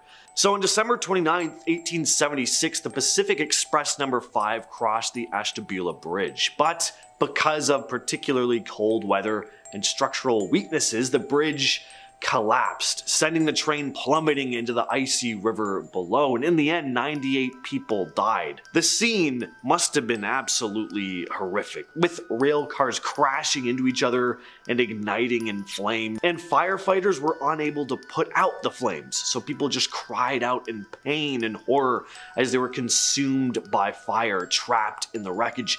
It was one of the worst rail accidents in US history, and the screams of those victims still haunt the area to this day. Some say you can occasionally hear them above the rush of the river. The Chestnut Grove Cemetery holds the remains of 19 of these victims, but their spirits are said to be very much active. Visitors to the cemetery have reported seeing ghostly apparitions. But along with the victims of the tragedy, there's also said to be the ghost of Charles Collins, one of the developers of the bridge. Witnesses claim to have seen his guilty spirit weeping at the sight of the tragedy or crying over people's graves. Some claim to see tiny lights even hovering below the new bridge where the old one once stood. Rogues Hollow near Doylestown, Ohio has its fair share of spooky tales as well. It's said that a mill worker died in a pretty gruesome manner, getting crushed by the mill wheel, and now his spirit is said to guard the area, keeping outsiders at bay. Then there's the eerie tale of the headless horse and the ghost oak tree. So at one time there was a large oak tree near Route 65, and one of its branches hung so low that riders on horseback had to duck as they passed under it. Well, one story goes that the branch was weighed down extra low with ice, and a poor horse just ran into it at top speed, lobbing off its head. From that point on, riders passing the area late at night would occasionally come across a devilish figure riding a ghostly headless horse. Next up, we have Oxford, Ohio, which has one of the coolest ghosts, a phantom motorcyclist. So the story goes that back in the 40s, there was this farmer's daughter. She was head over heels for this guy who was a bit of a James Dean type, leather jacket, motorcycle, very rebellious. Also a lot like me, minus the motorcycle, the leather jacket, and the rebellious part. His name was James, that's the similarity.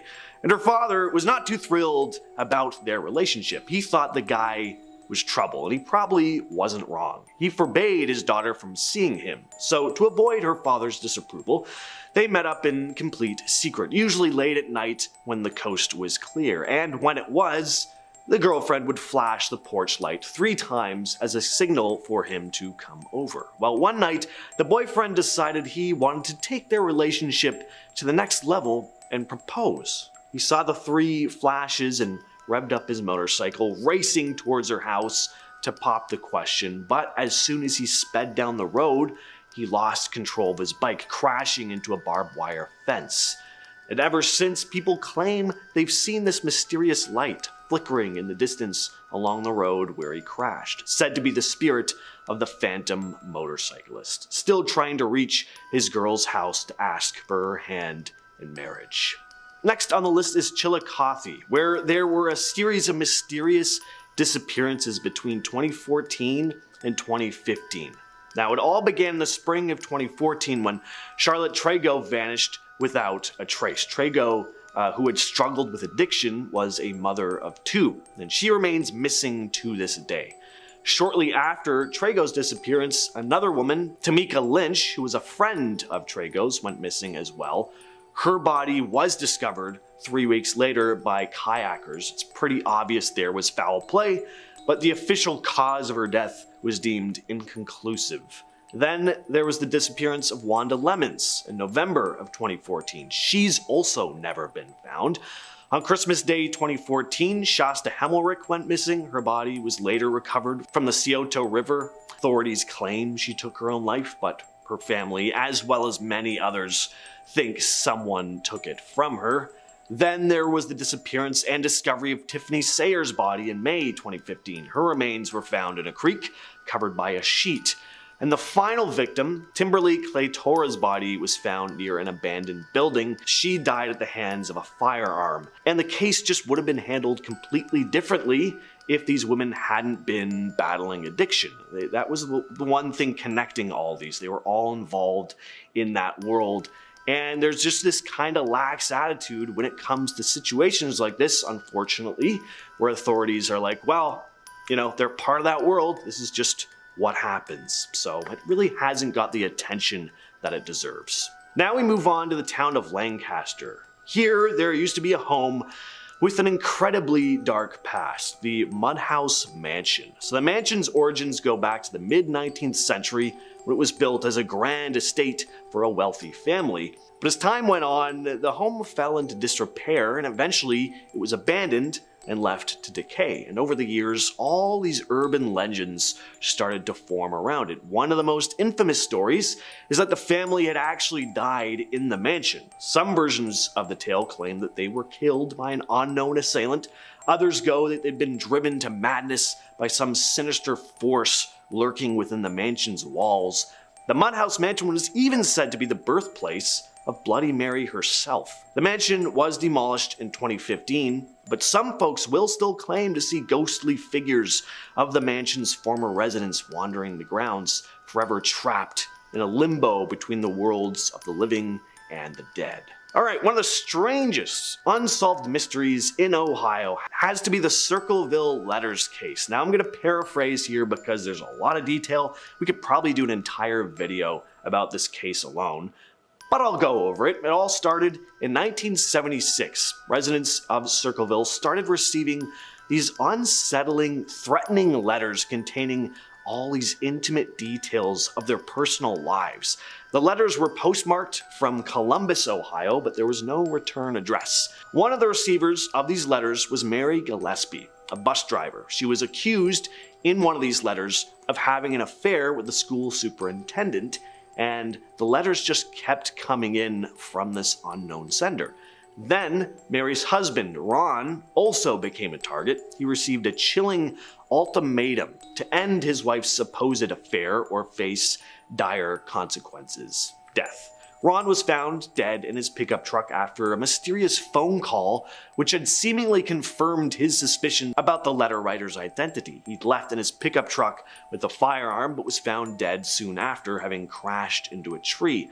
Now, authorities ruled Ron's death an accident, but then the letters continued. A number of residents received letters saying that Sheriff Dwight Radcliffe, who had investigated Ron's death, had been involved in a cover-up. At one point, this mysterious writer even planted threatening signs along Mary Gillespie's bus route, one of which she went to take down, only to find out it'd been booby-trapped. If Mary had pulled the sign down in a particular way, a small pistol would have fired at her. Now, one man was arrested, Paul Freshore, but It's never been 100% verified that he was behind these letters. Eventually, he got out on parole. Case is still a mystery to this day. In the Hills and Dales Metro Park in Kittering, Ohio, there's a structure with a very shadowy past, the Haunted Witch's Tower, also known as Frankenstein's Castle. It was completed in 1941, and this 30-foot tall tower was constructed by boys with the National Youth Administration using salvaged stone. Its purpose was to provide panoramic views of the community country club, with its lookout platform offering vistas stretching up to 15 miles.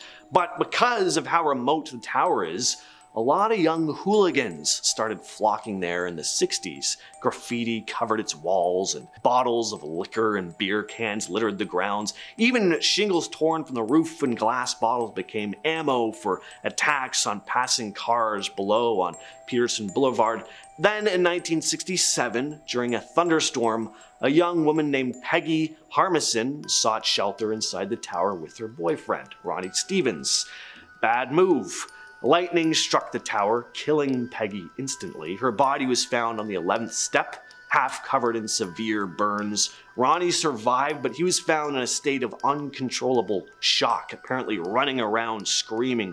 And ever since that night, there have been stories about the ghost of Peggy haunting the tower. Alright, let's switch things up with a haunted golf club. You don't hear about haunted golf clubs very often. Legend has it that in the 60s, a bride fell from a balcony at Oakhurst Golf Club in Grove City, Ohio, and her ghost is said to haunt the establishment to this very day. One of the most frequently reported sightings involves the ghostly figure of a woman dressed in white, believed to be the ghost of the bride. The upstairs kitchen, located near the ballroom where events are held, is said to be a hotspot for paranormal activity. Employees have reported hearing unexplained sounds of pots and pans clanging and knocking late at night, only to discover that items have been mysteriously rearranged by morning. Alright, we're finishing things off today with Minerva. It all began in August of 1978 when the Caton family reported encountering a strange creature near their home. According to the Catons, they were enjoying a quiet evening when they heard unusual noises coming from outside. They came face to face with this towering ape-like creature standing over 7 feet tall. The creature reportedly had shaggy dark fur covering its body, it had glowing red eyes, and emitted this foul odor. The Catons quickly ran back to the safety of their home and phoned the cops. In the days that followed, all these other sightings of a mysterious creature were reported by other residents of Minerva. Witnesses described similar encounters with a large, hairy beast lurking in the shadows, but none of the stories were scarier than the Catons, who said the creature returned to their property several times, hurling rocks at their home, staring at them through their kitchen window, and even killing their dog. It's one of the most violent Bigfoot cases ever reported. We're starting things off with Miamisburg in Montgomery County, which has some pretty spooky spots, including an Arby's. All kinds of disturbing stuff is said to go on at this fast food joint. Employees closing up for the night alone have said they've heard laughter coming from the basement, only to find no one there. Some will also report having their hair pulled by some unseen force. There's also a ghostly man who sometimes is seen staring into the oven during opening or closing hours.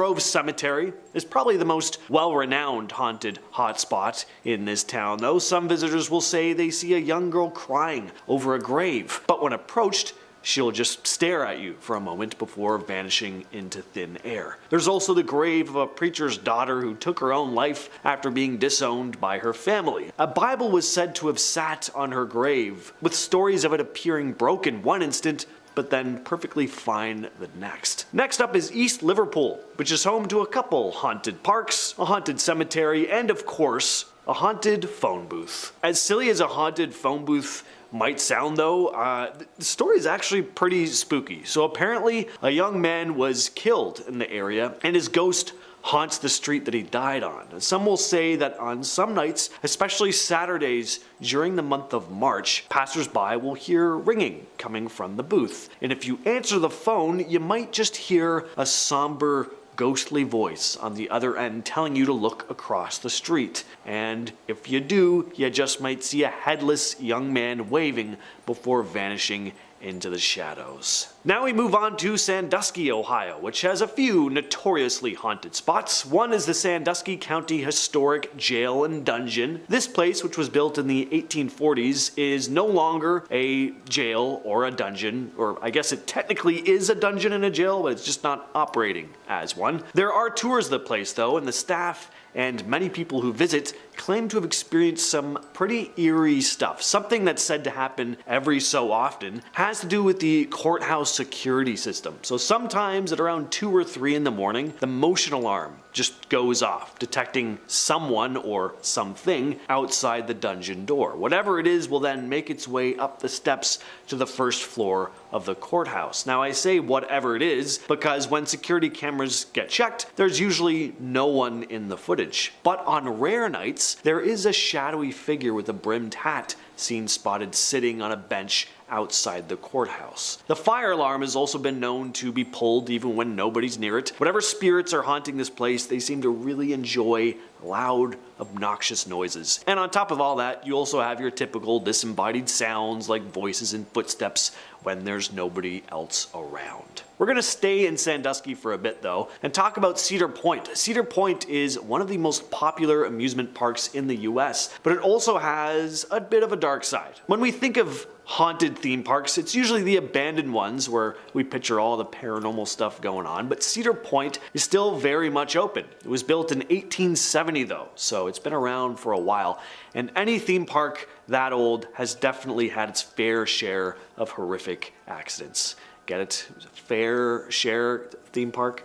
Alright, one of the most haunted attractions was the Frontier Town Carousel, which is no longer there, but people would often claim to catch a glimpse of a ghostly woman riding one of the horses. She's said to be the wife of the man who carved the horses on the carousel. He'd killed her after finding out that she was cheating on him with a jockey, so now her spirit is attached to the carousel, coming out at midnight to ride a fake horse every full moon, which she's probably not too plussed about. For a woman who really seemed to like being around horses, a wooden one probably just doesn't cut it. Not to mention that she's stuck in a pretty boring ride that was built by the dude who shot her to death. So there's also that. Next on the list we have the town of Worcester. You thought the haunted Arby's was intriguing? Try the haunted Pizza Hut in this town. Yeah, you can't even grab a slice of pizza in Ohio without something paranormal or weird happening. I'd love to do a road trip through Ohio visiting every haunted fast food restaurant actually. Could call it like Fast Frights Ohio tour or something. So this Pizza Hut is part of a big plaza that was all built over the grounds of a former insane asylum. So there could be some lingering spirits in the area, most of whom seem to really stick to the Pizza Hut. There's also a Taco Bell in the plaza, which some paranormal stuff is said to go on, but there's not as many stories about that place because there's probably like 5 people who goes to Taco Bell, especially when you have a Pizza Hut right there. I'm gonna get tons of comments now from like Taco Bell fans being like, Taco Bell's the best. I don't know. I just think it's kind of mediocre. Staff at the Pizza Hut, though, have seen figures vanish into the walls. One manager who was closing up for the night was startled to hear footsteps following her and then turned around to see nothing but a white mist hovering in the air. Marietta in Washington County. This town is probably most well known for Anchorage Mansion, which is said to be very haunted. It was built by Douglas Putnam for his wife Eliza in the 1800s, but it's said Eliza died shortly after moving in, and people claim to have seen her ghost wandering around or peeking out of windows. Later on, the mansion was turned into a nursing home, where residents also reported seeing Eliza's ghost. Some say there are secret tunnels under the mansion as well, maybe from the Underground Railroad, but nobody really knows if they're haunted as well, but it's Ohio, so I'm presuming they are. Marietta is also home to a haunted Comfort Inn, where the televisions are known to turn off and on by themselves, doors open and close on their own, and guests will occasionally wake up with the feeling of cold hands on their body, luckily to find that no one is there in the room with them. I'd rather have a ghost in my room than a chilly intruder. Again, in Washington County, we have the village of Fredericksburg, which is home to Robin Industries, which does custom molding for rubber and plastic components. It was formerly the Fredericksburg pottery site, which had a pretty dark past, and the building is rumored to be haunted by multiple spirits. There were 2 major tragic events at Fredericksburg pottery site, including 2 devastating fires and a fatal train accident that took the lives of 12 people. So employees at the site have reported some pretty eerie encounters, like feeling sudden cold spots. Now, I usually kind of roll my eyes at when people say cold spots. It's like, all right, spot's cold, whatever. But these are extra strange because staff will report feeling them behind machinery that runs at extremely high temperatures. One story involves the ghost of a man blamed for the train derailment, who is said to show up in the mold room. In the shipping room, sightings of an older gentleman believed to be the former mayor who witnessed the tragic train accident have also been reported. Then there's the apparition of an elderly woman who's been seen swinging doors open and shutting off machinery. The stairwell leading to the office is said to be guarded also by a spirit, with one employee experiencing a strong stench and then a sudden gust of wind that nearly knocked her down the stairs. And unless someone was eating some bad burritos from Taco Bell that day, I think it might have been a ghost. So I know we've covered Dayton, Ohio already, but I didn't mention the Wright-Patterson Air Force Base, which is said to be one of the most haunted spots in the state. It's even been featured on Ghost Hunters. One eerie story involves the ghost of a young Vietnamese boy believed to have perished in one of the museum's helicopters. Visitors have reported sightings of the boy wandering the museum grounds after dark. And of course, then they go up to talk to him, and he's not actually there. It's not just some kid who ran into the place. There's also a German World War II fighter plane said to be inhabited by the ghost of its pilot. Visitors claim to have seen the pilot waving from the plane's window. Seeing as it's the ghost of a German World War II fighter pilot, though, I'm not sure if what he's doing is actually a wave. The helicopter named Hopalong is said to be haunted by a pilot who met a tragic end, with staff reporting sightings of him desperately flipping switches in a futile attempt to escape. The Black Maria, known for its secret missions during the Vietnam War, is also said to be haunted by the spirits of soldiers who died on board. The boxcar plane, famous for dropping the atomic bomb on Nagasaki, is also rumored to be haunted by a young boy who is said to dart past it during the night. Haunted inns, always a staple of small villages, and Granville in Licking County, Ohio, has one of its very own, the Buxton Inn. This place dates back all the way to 1812, so plenty of history with this place. Even Abraham Lincoln stayed here, and some of those who were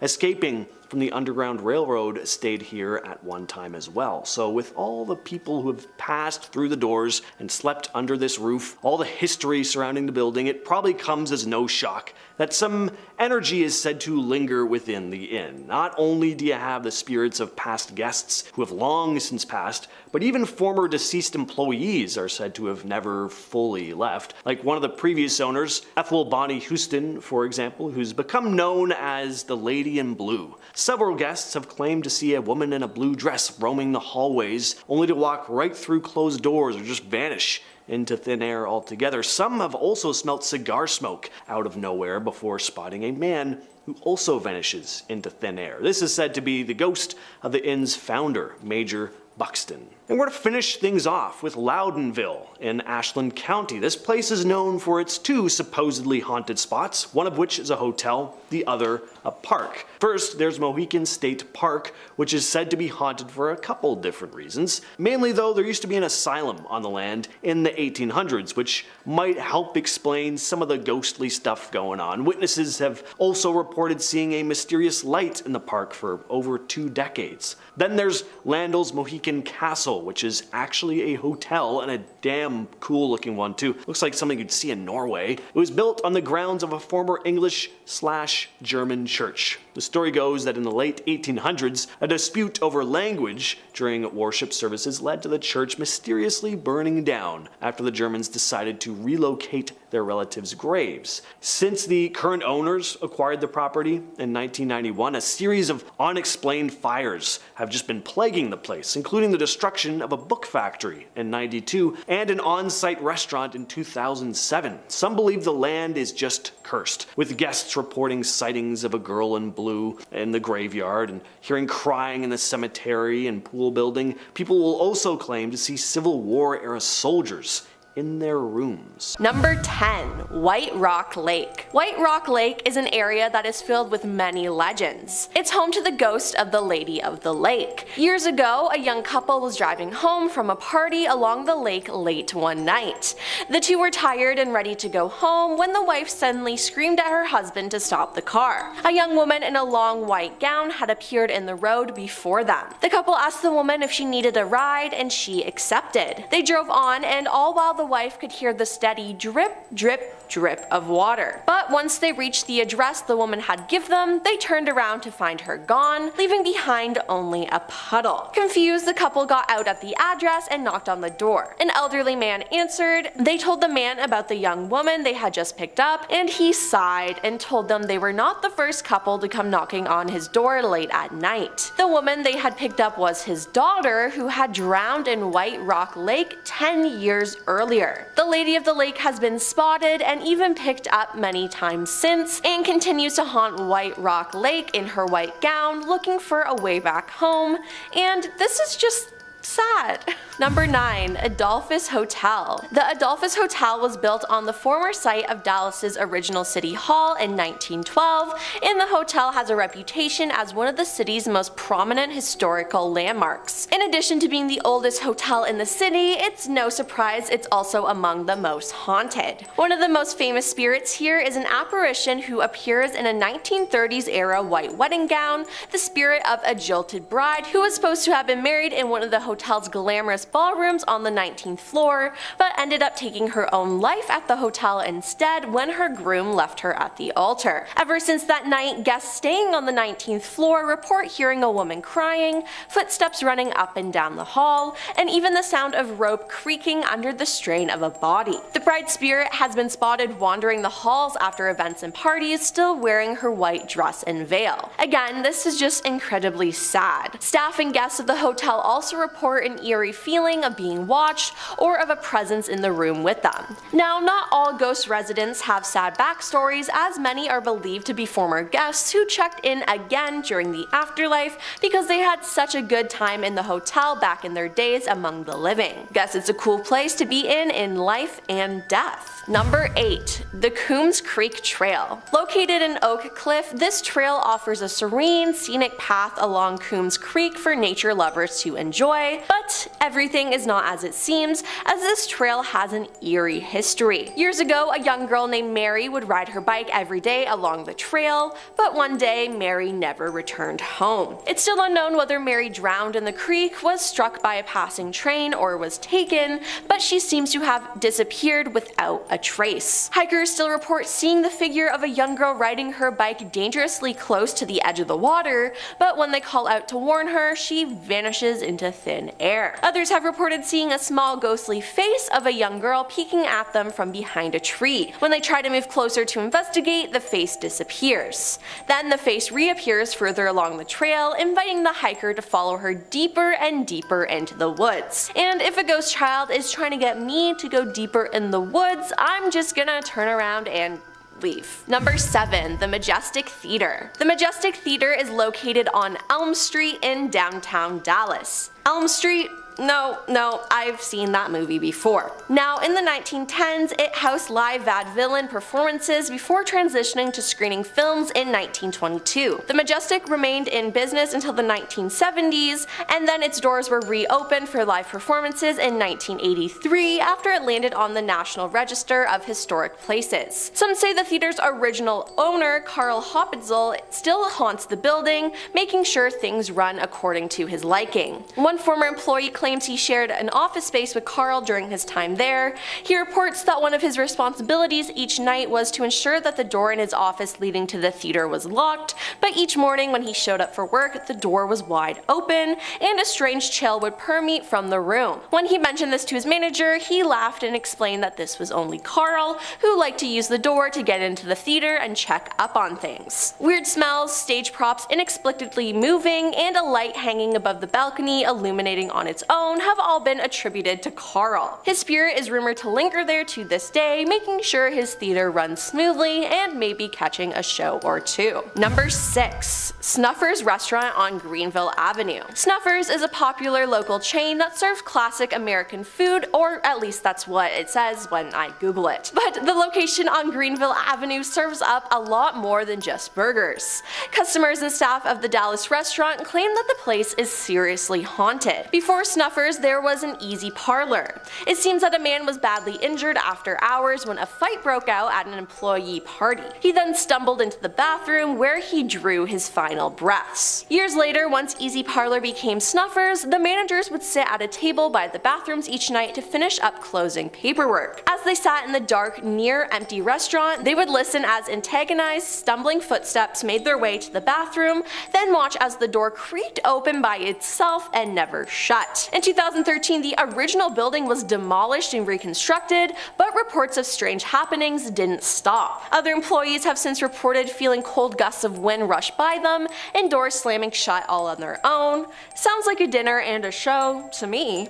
Number 5. Flagpole Hill. Just adjacent to White Rock Lake is a road leading to the infamous Flagpole Hill, the rumored location of a band of rock-hurdling poltergeists. Yep, you heard that right, they just throw rocks at you. Passerbys report driving through the area late at night only to be pelted by a rain of pebbles. When they got out of the car to chase down the culprits, there were none to be found. Local legend identifies the ghost as 3 restless spirits tangled in the dark history of the area. According to the story, a construction worker ended their own life in the house on Flagpole Hill before its completion, and a hired hitman was later convicted of taking out the couple who occupied it. Now, don't think just because you're not in a car, you're safe.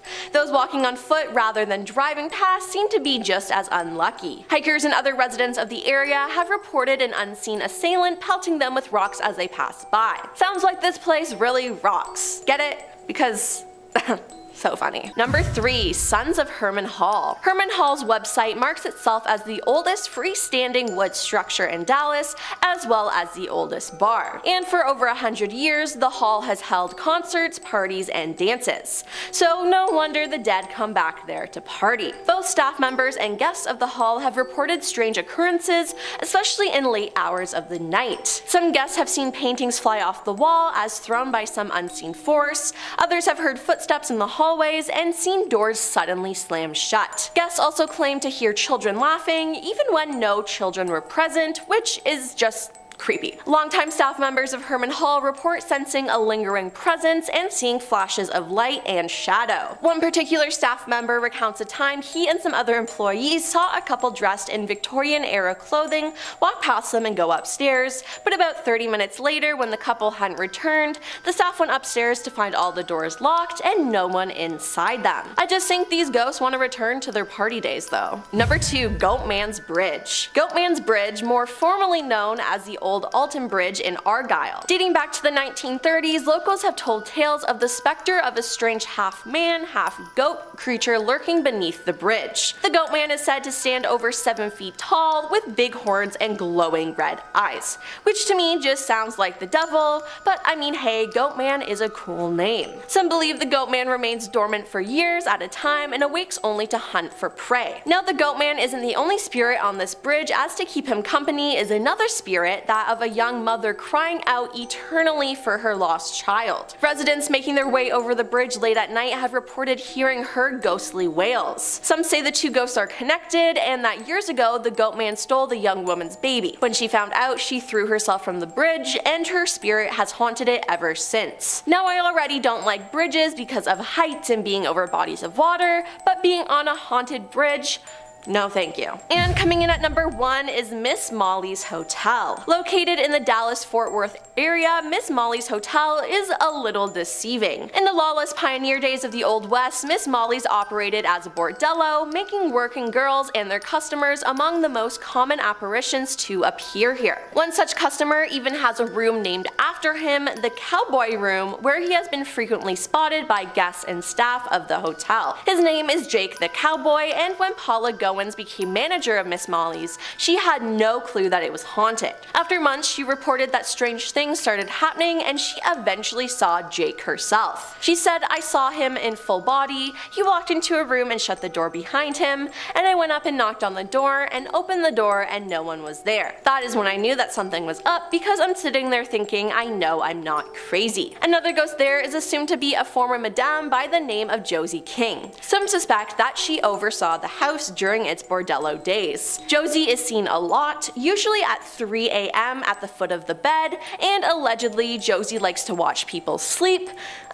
No thanks. Guests can also look at the hotel's collection of creepy photographs or listen to eerie audio recordings captured through the years. Starting off our list today, we have the Texas Killing Fields. As the name implies, people died there. At least 30, but possibly more. This stretch of land that covers 25 acres is located just outside of Texas City. It is vast, barren, vacant, and apparently the perfect place to hide a body. Since the 1930s, many young women have gone missing in the area surrounding the fields, and while some remain missing to this day, many of the women's bodies have been found, discarded, in said fields. The first discovery was made in 1984. A dog carried something its owner originally thought was a ball out of the field, but it turned out to be a human skull. And after that, the floodgates opened. Clyde Edwin Hendrick, John Robert King, Peter Zwarst, Kevin Edinson Smith, and William Lewis Reese were all arrested and imprisoned for separate killings except for King and Zwarst, who had worked together, meaning that only a total of 4 killings have been solved to date. The killers of the remaining victims, as well as the remaining victims' identities, remain unsolved to this day. Next up, we've got Alton Bridge, also known as Goatman Bridge, located between the Texas cities of Denton and Copper Canyon. The bridge was used from the 1930s all the way up to 2001 when it was closed for vehicle traffic. So yes, it's abandoned, but how has it earned itself a spot on our list today? Well, it's got a pretty dark past, which I will tell you about now. The legend goes that in August of 1938, a successful goat breeder who went by the name of Goatman, but whose real name was Oscar Washburn, hung a sign up on the bridge that read, "This way to the Goatman," which apparently severely pissed off a local radical hate group that I can't say the name of here on YouTube, but they wore white pointed hoods and they were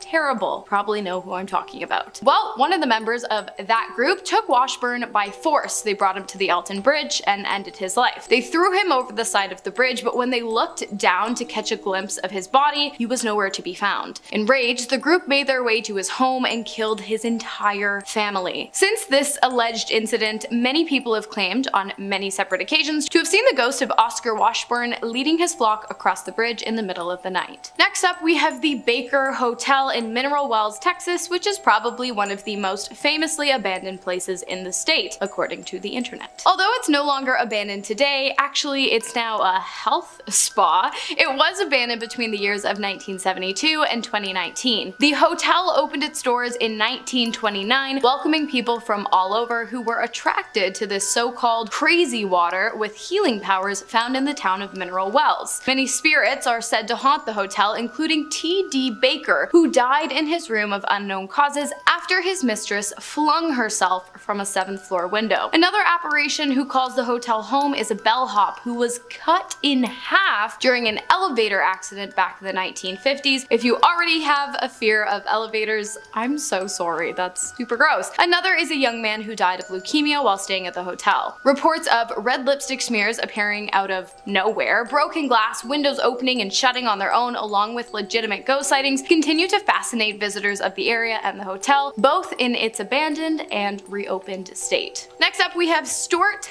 Mansion, located in Galveston Island, Texas. This area has a rough history. Before the grounds became the resting place of the Stewart Mansion, they had been the campsite of the Karankawa tribe, who were perhaps most well known for eating human flesh. The tribe was also killed on the land by John Lafitte's pirate colony in a gruesome battle. And if that's not bad enough, legend says that the father of the Stewart family went mad and killed his wife and sons, and then allegedly buried them all inside the walls of the mansion before taking his own life shortly thereafter. Many people who visit the now abandoned attraction claim to see the ghosts of the Karankawa peoples along with the ghosts of deceased pirates, as well as a voodoo priestess who many believe was a prisoner of the the pirate colony. And of course, the ghosts of the Stuarts who are said to walk the halls regretfully and mournfully. Next up at our halfway point today, we have the USS Lexington, an Essex-class aircraft carrier, say that 5 times fast, which during the Second World War participated in almost every major operation in the Pacific theater, which was kind of the Asia-Pacific Wars, and it spent a total of 21 months in combat. As you can imagine, the massive 872-foot vessel has seen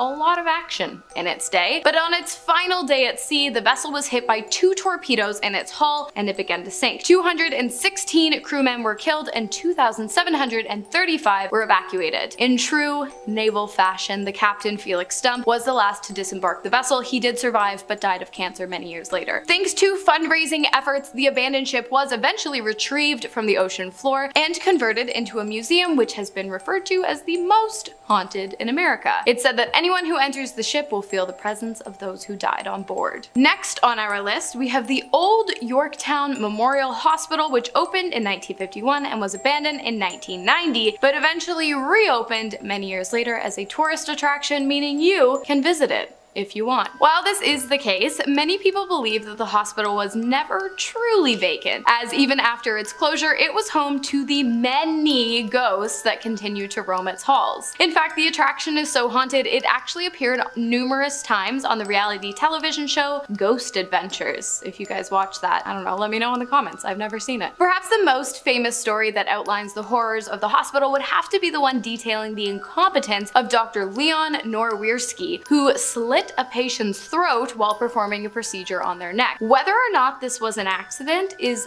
highly debated. Was he incompetent or was he malicious? I don't know. I always like to think incompetence, but the ghost of the deceased patient is said to vengefully roam the halls of the former hospital. And the hospital is also home to a gaggle of ghost nuns who are super strict, and they punish those wearing unacceptable hospital clothing and sporting tattoos by pushing, scratching, or forcing them out of the building. Next up, we have Presidio Nuestra Senora de Loretta de Bahia, a fort whose name I will not be attempting to pronounce again, that was constructed in Texas by the Spanish Army in 1747. And it's the site of the Goliad event, which took place during the Texas Revolution and resulted in the deaths of somewhere between 425 to 445 people. Those who died were Texian army soldiers, prisoners of war to the Mexican army. The hundreds of men were killed with projectiles piled up and set on fire. It's a pretty dark past, so it probably comes as no surprise that the area is obviously super haunted, but what might shock you is the fact that it isn't said to be haunted by any of the men, but rather a woman who lost her lover during the gruesome event. She wanders the grounds of the fort, helplessly searching the graves for a name that can't be found. Many who visit the grounds have also reported hearing cannon fire, banging on the walls, and the strong smell of BLOOD near the fort chapel's courtyard. I'm sorry you guys, I can't say these words on here. Next up, we have a name I can definitely pronounce, Donkey Lady Bridge. We had Goatman and now we've got Donkey Lady. It's located 30 miles southwest of San Antonio, and the bridge is said to be the final resting place of a woman who was raised by donkeys after being abandoned by her parents. In 2006, the San Antonio Express released an article recounting her story. It appears as though while out one day, one of the woman's donkeys bit a man's son. The father was furious and later ambushed the woman and her donkey on the bridge, causing her to fall in the river and drowned. Many people have said that if you drive to the bridge today, turn off your car engine, you'll hear the cries of the woman and her donkey. If you have tried it, if you do try it,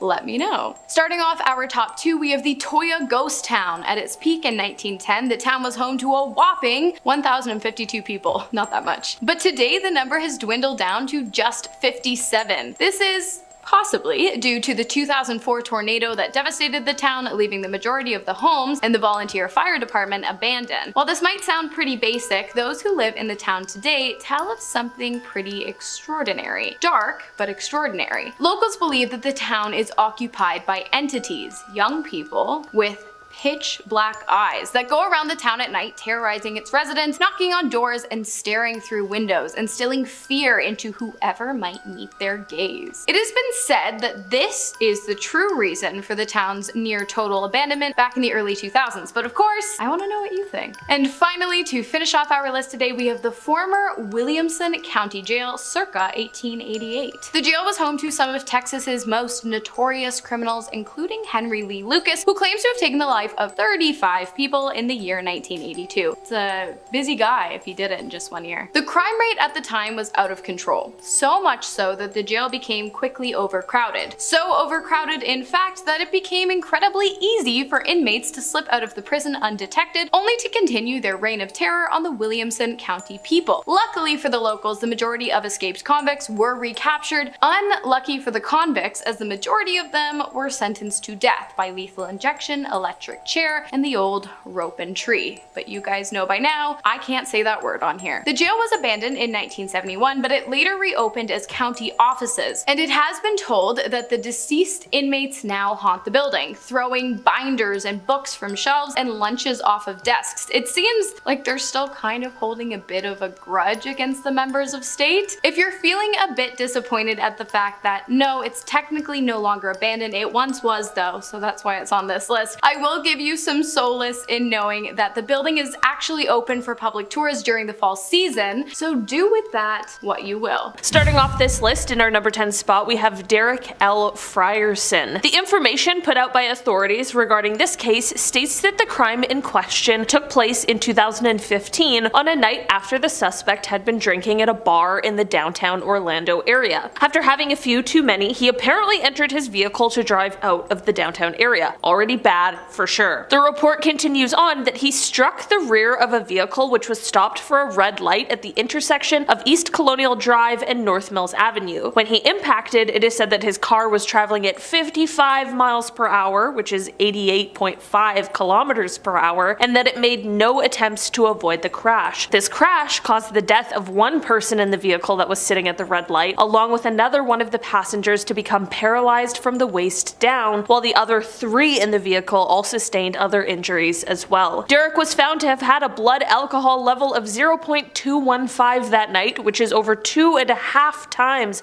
the legal limit to drive. And not only this, but he also is said to have had prior DUI convictions in Florida as well as Missouri. Unfortunately, authorities have reported that since this crash, Derek has left the Orlando area and is currently trying to evade these charges. There is an active warrant out for his arrest pertaining to multiple charges, all as a result of this accident. In our number 9 spot today, we have Harry Dana Braswell Jr. Okay, so for this one, we have to take it back in time a bit to Harry's initial arrest, which was on February 22nd, 1975. Harry was arrested for taking the life of John Robbins. Basically, a couple days before his arrest, on February 19th, Harry and 3 accomplices entered John's home, tied him to the bed, and took his life. Everyone involved in the crime was arrested at the same time as Harry, and subsequently, they were sentenced to life in prison. This obviously doesn't sound like someone who is on the loose, so what could have happened? Well, after serving 8 years of his sentence, Harry escaped. In 1983, at the Sumter Correctional Institute, Harry hid himself inside one of the cabinets that he and another inmate were loading onto a truck inside of the facility. Once the truck left the facility, he and the other inmate jumped off of the truck and voila, they had escaped. While the other inmate was later recaptured in Oregon, Harry was never able to be located and he remains at large. In our number 8 spot today, we have Joseph Obregon. Joseph has been wanted by the Tampa Police Department for the last year at least, but the crime at hand took place back on December 5th, 2017. Joseph was initially arrested after he caused a crash after allegedly racing his Dodge Ram pickup truck against another. This is of course already a crime, but things turned so much worse when, as he allegedly raced, he also crashed into an uninvolved Toyota RAV4 that was carrying 2 occupants. Because of the crash, one passenger, Bill Swartz, who is 78 years old, passed away at the scene. 2017. His wife Jane, who was 58 years old and was with him, ended up passing away at the hospital on January 20th, 2018. As a result of all of the charges brought against him, Joseph was set to appear in court on September 17th, 2021 after a plea deal was reached. Despite this seemingly initial early cooperation, Joseph failed to appear in court, after which a no bond warrant for his arrest was issued. In our number 7 spot today, we have Alfredo Acevedo. On June 9th, 2001, Alfredo was traveling southbound on State Road 93, which is on Interstate 75 in Charlotte County, and he was driving a 1984 white Chevrolet van. According to the statement the authorities put out, while traveling in this vehicle, Alfredo had a blood alcohol content that was almost twice the legal limit. This, of course, led to him losing control of the vehicle, which ended up overturned. At the time of this crash, Alfredo wasn't alone in the vehicle and instead had a few passengers with him. As a result of the crash, 2 passengers in the vehicle died and 2 others sustained incapacitating injuries. Despite the clear severity of the crash as well as the horrifying injuries sustained, Alfredo is still wanted by the Florida Highway Patrol to answer for his involvement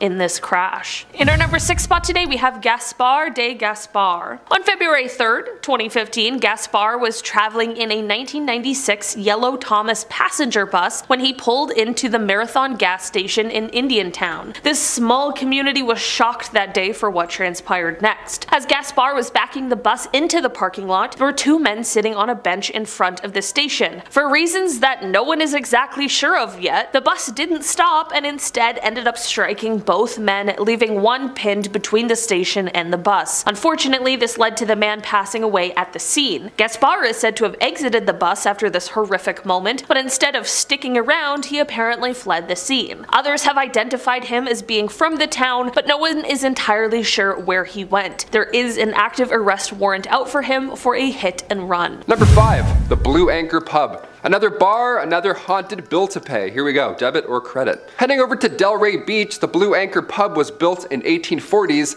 in London, but the wooden interior was sent to New York City and then later on sent to Florida in 1996. So yeah, these spirits must be confused. They go from Jack the Ripper to some dude wearing a Yankees hat talking to a TV. Trapped in the wooden interior is the ghost of one Bertha Starkey, who was sadly killed by her husband back in the 1840s. Now, you know Bertha is lurking about when you hear rattling pots in the kitchen, and sometimes if you're really unlucky, you'll hear wailing in the middle of the night. Nice. Again, horrible sleep at this place. The Blue Anchor sounds like a really relaxing time, but every night at 10 o'clock, the current owners will blast a ship horn to scare away her spirit. I don't know, I feel like blaring a ship horn at 10 p.m. is more jarring than some pots and pans moving sometimes. You know what I mean? I'd rather hear the pots and pans than in the middle of the night. No way.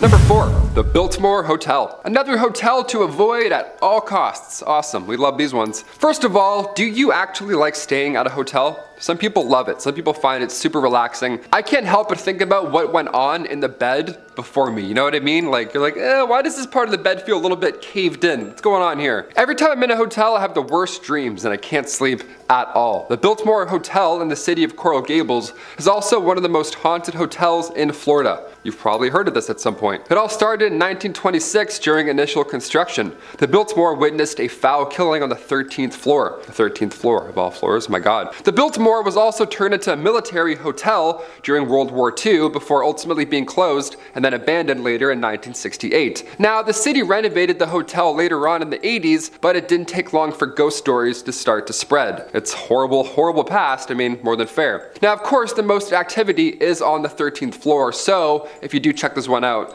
really double down, go to the haunted floor, you know, don't just look outside and then book. Go in, stay a night. I can't believe some buildings don't have a 13th floor. Can you imagine that? Well, they do, but everyone pretends that they don't, you know what I mean?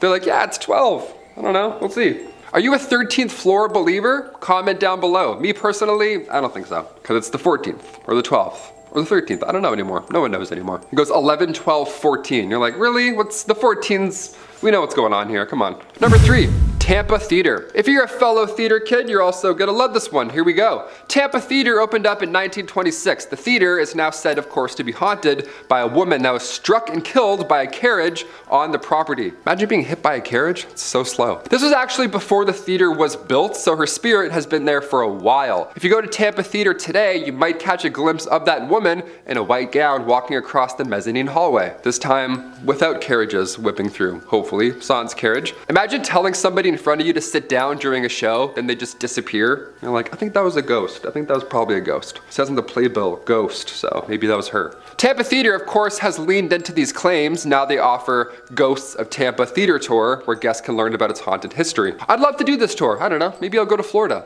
Who knows? I won't. I'm probably not going to. Number 2, Key West Cemetery. A cemetery that's haunted. Get out of town. You don't say. The Beachside Cemetery was built in 1847. Now, it was built specifically for victims of a hurricane that occurred a year prior in 1846. That's terrible. Now, the cemetery is the final resting place for roughly 80,000 to 100,000 people. So yeah, I can only assume there's a ghost or two hanging out. That's extremely tragic. Walking through a graveyard at night is scary enough anytime, but Key West Cemetery is so specific that the entire time you're walking through, you feel connected in a way. Now, me personally, I'm all set. I don't want to feel connected to an 1846 tragedy. I'm all set. I'll go the long way around the cemetery, then I'll meet you on the other side, if anything. But if you're into this kind of thing, they also offer ghost tours, so knock yourself out. There you go. Apparently, it's too scary for children, so that's a plus. Lines will be a little shorter than usual. And finally, number 1, St. Augustine Lighthouse. A scary lighthouse? How? How is that possible? The St. Augustine Lighthouse is located, of course, in Florida and was built between 1871 and 1874. And it's considered Florida's first official lighthouse ever. Imagine that. Boom, let there be light. Hey, I made you a lighthouse. Enjoy, we're all good now. There have been several tragic events over the following years, seeing as it's the first lighthouse ever. It's seen a lot of history. But even during initial construction, there were several freak accidents on site. Today, said spirits are still lurking about. Sightings of shadowy figures are common, but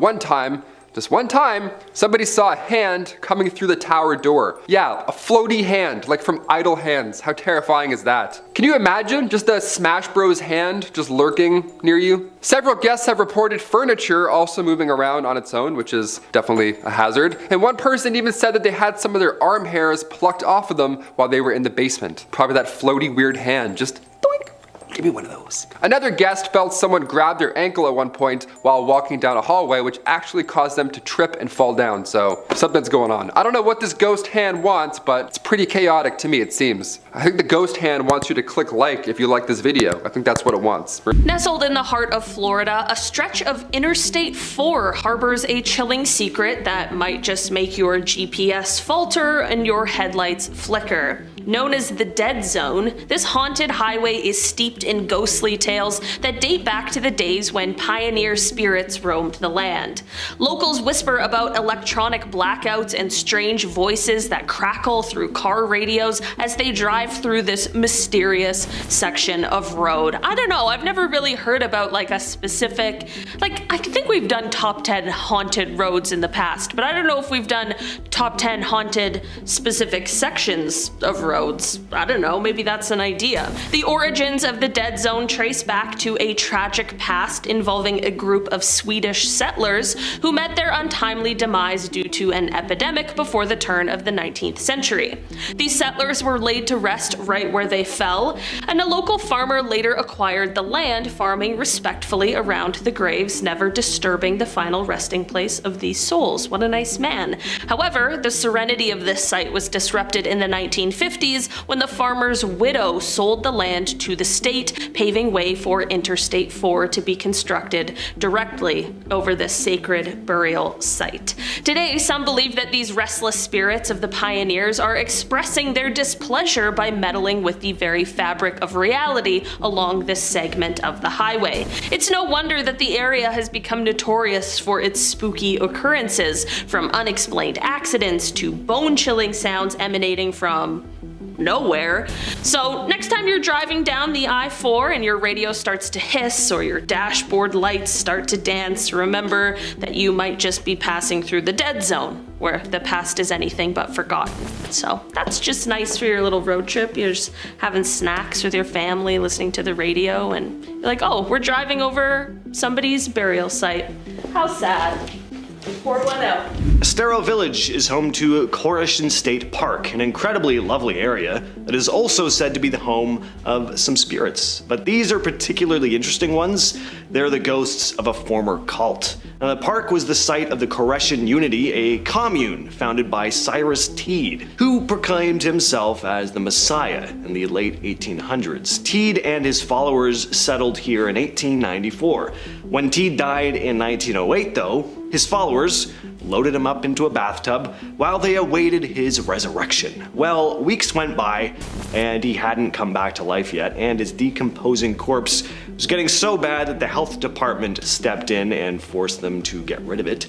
But legend has it that the spirits of Teed and his devoted followers still wander the park, watching over their land. It's an absolutely beautiful spot by day, but it's said to take on a different vibe after sunset. Some claim to have seen shadowy figures walking along the trails only to vanish into thin air. Others report hearing unexplained voices echoing through the buildings, and then there are the mysterious orbs of light that have been spotted floating in the darkness. Found in St. Augustine, Florida, and built in 1672, Castillo de San Marcos is a historic site that has switched hands from Spanish to British to American control, witnessing countless battles and echoing the tumultuous history of its time. Today, it serves as a museum, captivating tourists with not only its architectural grandeur, but also its eerie legends. Visitors often speak of sightings of fallen soldiers still patrolling the ancient walls as if guarding the fortress from long-gone enemies. Even more haunting are the tales of a tragic love triangle involving a Spanish colonel, a captain, and a woman whose spirits are said to roam the dungeons where their bodies were once found under very mysterious circumstances. This castle, with its dark past and spectral inhabitants, continues to be a beacon for those drawn to the unexplained and the supernatural. Florida is even said to be the home of a haunted tree, often called the Devil's Tree, located in Oak Hammock Park. So back in the early 70s, a number of killings happened here, and they happened at the hands of the former sheriff's deputy of Martin County, Gerard John Schaefer. He'd buried two of his victims, Susan Place and Georgia Jessup, who he'd violated before killing, and then buried their bodies close to the tree. Now, Schaefer took the lives of at least 26 women. He'd lure them using his badge before driving them out to remote locations, usually tying them to trees before taking their lives. He was finally arrested and sentenced after two of his victims managed to escape. He was later killed in prison by a fellow inmate. Legend has it that the tree is now possessed. It's said that over the years there have been several attempts to cut down the tree, but something's always gone wrong. There are also stories about figures dressed in dark hooded cloaks performing satanic rituals near the tree at night. The stories about the Devil's Tree are so well known that in the early 90s, a local priest supposedly tried to perform an exorcism there to try and rid it of its dark energy. Near Tampa, Florida, the Sunshine Skyway Bridge isn't just a stunning feat of engineering, it's a hotspot for creepy tales that might just give you goosebumps. Let's take it back to 1980, and amidst a foggy morning, a colossal freighter misjudges its path and slams into the bridge. The impact is catastrophic. Cars and even a Greyhound bus plunge into the icy depths below. But the eerie occurrences don't stop at this freak accident. Over the years, the bridge has become a grim sight where 200 unfortunate souls have met their end, leaping from its highest point. And if that's not enough to send a shiver down your spine, consider the whispers some have heard while crossing, or the shadowy figures seen wandering perilously close to the edge. Most unsettling of all are the tales of a phantom hitchhiker, a young woman who appears real enough to be given a ride across the bridge only to somehow vanish from the passenger seat without a trace. Starting off at number 10 now, we have Bloody Bucket Bridge. This one comes from the town of Wauchula. There you can find an old road built over 100 years ago. To the locals, it's simply known as Bloody Bucket Road. Follow that along and you'll find Bloody Bucket Bridge, which crosses a narrow waterway that locals say sometimes runs red with human blood. The story goes that after the Civil War, a freed slave and her husband settled down in the town nearby. She was elderly and took up work as a midwife. It was very tough for her because every day she was reminded of the children that were stolen away from her when she was a slave. Eventually she began to lose her mind because of this. She would suffocate and kill babies that she delivered as they were being born. She would then bury them in the river and dump buckets of blood into the water by the bridge. Everyone thought the babies were just stillborn. By the time people became suspicious and stopped using her as a midwife, it's thought she killed about 100 babies. She was exiled and spent the rest of her days as a madwoman in the Florida swamps, screaming that she was being haunted by the ghosts of the babies. She always kept a bucket next to her that was said to fill up with ghostly blood. Legend says if you go to that bridge today and wait for a full moon, you can see the water run red with blood. Stay too long though, and you may even hear screams coming from the woods. Moving on to number 9 now, we have the skunk ape. A number of southern states in the US have the legend of the skunk ape, but I think it's most prominent in Florida. Ever since the 1960s and 70s, Floridians have been reporting the sight of a giant ape-like creature stalking the Everglades. More often than not, they don't just see this creature, they also smell it. It gets the skunk part of its name from its unbearable odor, said to be like methane or rotten eggs. Physical descriptions vary, but the skunk ape is said to stand about 7 feet tall and weigh up to 450 pounds. Locals say it lives in alligator caves along with dead animal carcasses. While most scientists have discredited the idea of a giant ape running around Florida, there are many people who swear by it. These days there's even an official skunk ape research headquarters in Ochapee. Researchers collect samples and investigate reports of swamp ape sightings. At the time of recording, they've yet to find conclusive evidence and the search continues. At number 8 now, we have the killer cloud. Honestly, out of all the urban legends that I've talked about on this channel, this is perhaps one of the most unique. In the woods along the Tomoka River on Daytona Beach, a strange pink cloud has been blamed for the disappearance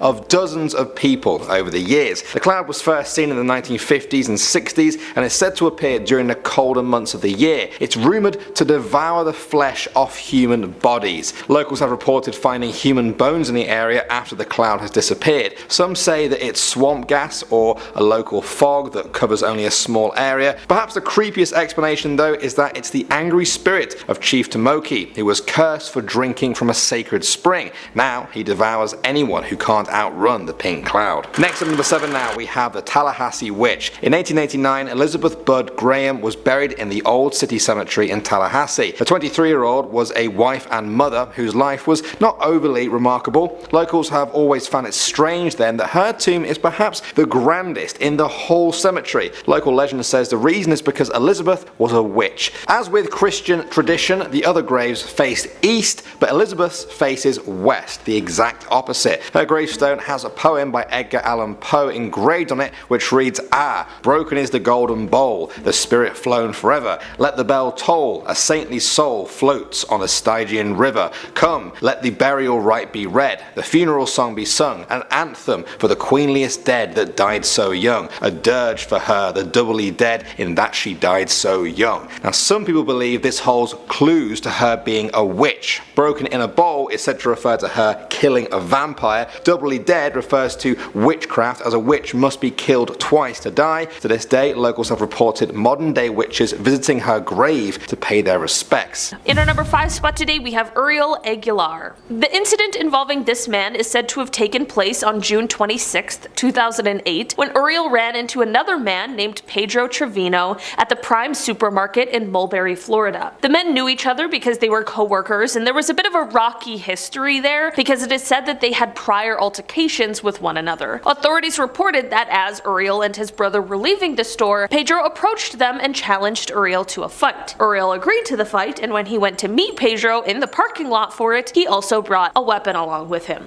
The two began fighting, and this is when Uriel used this weapon against Pedro, which ended up taking his life. After the fight, authorities claimed that Uriel fled the scene and was last seen in the area of Sparkman Road in Plant City before disappearing. Uriel still has an active warrant for this crime. In our number 4 spot today, we have Augustin Lara Nunez. Augustin is another one of those people who caused an accident and decided to flee the scene, fleeing the consequences of their own actions. On October 22nd, 2006, he was driving a 2006 silver Ford truck westbound on State Road 82. As he traveled, he encountered the scene of a prior crash that unfortunately involved a fatality. As a result of this previous crash and the investigation that needed to take place, there was a Lee County deputy who had positioned her marked patrol car facing south in the westbound lane with emergency lights activated, and a detour to avoid this accident had been set up. Like I mentioned, Augustin ended up allegedly coming across it, so it's clear that he wasn't paying attention or just flat out ignored the detour. This ended in the front of his vehicle striking the deputy's vehicle, which sadly ended in fatality for the officer. As a result of this crash, Augustin was charged with DUI involving death, and of course a felony arrest warrant was put out, but despite this, he has yet to be located and brought to justice. It is currently believed that he likely fled the country, but authorities are still on the lookout should he ever try and return to the United States. In our number 3 spot today, we have Jose Arturo Palomino. On February 28th, 2009, Jose was driving south of Sample Road in Pompano Beach on I-95 southbound in a 1996 silver Mitsubishi Eclipse. During this time driving, Jose ended up striking and killing a 23-year-old woman who was standing next to her vehicle on the shoulder of the roadway. This is of course tragic, and unfortunately accidents do happen, but it's what happened next that turns this into an even bigger thing. Jose is said to have chosen to leave the scene of the crime. He fled the scene of the accident and later abandoned the car that he was in a field. Turns out that the car he was driving wasn't even his, as he took to calling the owner, explaining that it had been in an accident and that he was sorry for taking it without permission. Despite the time it's been, however, authorities have been unable to locate Jose in order to arrest him on the warrant of leaving the scene of a crash involving a death. Authorities believe it is highly possible that he has since left the country. In our number 2 spot today, we have Victor Hernandez. Victor has been on the run since 2018 as he is wanted for taking someone's life. On March 11th, 2018, it is said that Victor killed another man by the name of Luis L. Herrera Kindlin. This crime took place in Miami, and since the incident, Victor hasn't been found. In the poster about how Victor is wanted, authorities revealed that not only should he be treated as being armed and dangerous, but he also has one identifying feature about him, and that is the fact that he has a stoma in his throat. Right now, there is a reward for any tips that lead to his arrest. Right now, the Miami-Dade Florida Keys Crime Stoppers is offering a reward of up to $3,000, so if anyone has any information, they should definitely reach out to them to share, and all the tips will remain anonymous. In our number 1 spot today, we have Eric John Ritters. Eric is a wanted man and has been for quite a while now, since an incident that occurred on November 8th, 2002. Basically, that night, Eric was traveling in a 1999 Oldsmobile northbound on Florida State Road 423, and he was going quite fast, definitely a lot faster than he should have been. As he sped, he allegedly lost control of the vehicle and ended up striking another car that was legally stopped. The front of Eric's car ended up hitting the driver's side door of the other vehicle, which caused significant damage, as well as very sadly led to fatal injuries for the driver, as well as the 2 other occupants of the vehicle that Eric hit. Eric was not only driving while intoxicated, but he was also going approximately 97 miles an hour at the time of the incident, despite it being a 45-mile-per-hour zone. I had to convert it to kilometers to get the full magnitude of the speed, so if you're like me, that's about 156 kilometers per hour in a 72 kilometer per hour zone. Despite these extensive injuries and the loss of life, Eric completely disappeared and still has 3 active warrants out for his arrest. Kicking off our list at number 10, Room 206. This gives me Stephen King 1408 vibes, and I'm not sure that you're ready. Next time you visit Florida, make sure you read every customer review before you check into a hotel, because some of them might be full of ghosts. That might be a thing that you just might have to deal with. Room 206 at the Super on International Drive, apparently it's super haunted. Guests have reported the bed shaking in the middle of the night, probably terrible for your sleep, or freezing cold air even though the AC is turned off. And worst of all, guests have seen their bed look as though somebody was sleeping there moments before, even though it was perfectly made right before they checked in. Can ghosts squat? Is that legal? We've got a couple of spirit squatters in our room. Gotta move. Number 9, Disney on Ice. Many families love to visit Orlando at this time of year. The theme parks there are spectacular, especially Disney World. I went once when I was younger, but I don't recall ever seeing a real life Walt Disney. I don't know. Maybe it has something to do with the fact that he died in 1966. Who knows? But never say never. One of Orlando's oldest tales is that Walt Disney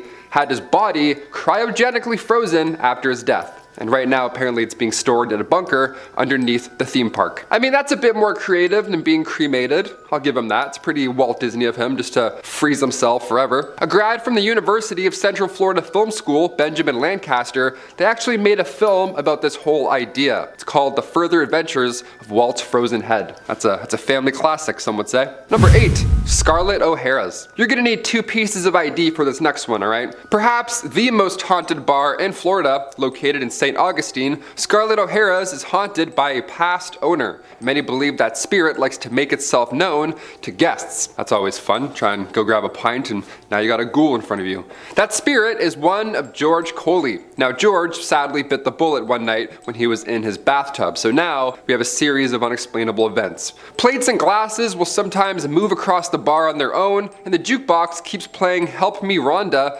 even when it's unplugged. So that's absolutely terrifying. If you want to check it out now, be warned, because it's a full-on tourist attraction at this point. But if you go, you can pose alongside the same bathtub that George Coley died in. Yeah, how lovely is that? Are we going to Disney World? Nah, even better, Scarlett O'Hara's. Yeah, you're gonna love it. Number 7, Stranahan House. You don't want to be stranded at the Stranahan House. It's gonna be bad news. Fort Lauderdale has a few haunted hidden gems, and the oldest house just happens to be the most haunted. What do you know? What odds are that? What odds are that? What are those odds? There we go. The house's OG owner was Frank Stranahan, and today, if you visit ye old stomping grounds, well, you might catch Frank in a photo or two. It's said that Frank still oversees the place, and he regularly shows up in guests' photos. So this ghost likes to photobomb. That's pretty amazing. I kind of like that. I suppose being trapped in the same house for all of eternity probably gets a little boring from time to time. Just to pop into a photo, throw some peace signs up, and then disappear back into the walls. Ivy Stranahan, Frank's late wife, she also has made an appearance or two. Nice. True love is haunting the same house forever. Guests have felt a cold hand on their shoulder, and her perfume still lingers in the hallway. Must have been some good strong stuff. Nice. Now, it's not all fun and games. Augustus Stranahan, aka Frank's father, well, his ghost likes to throw books.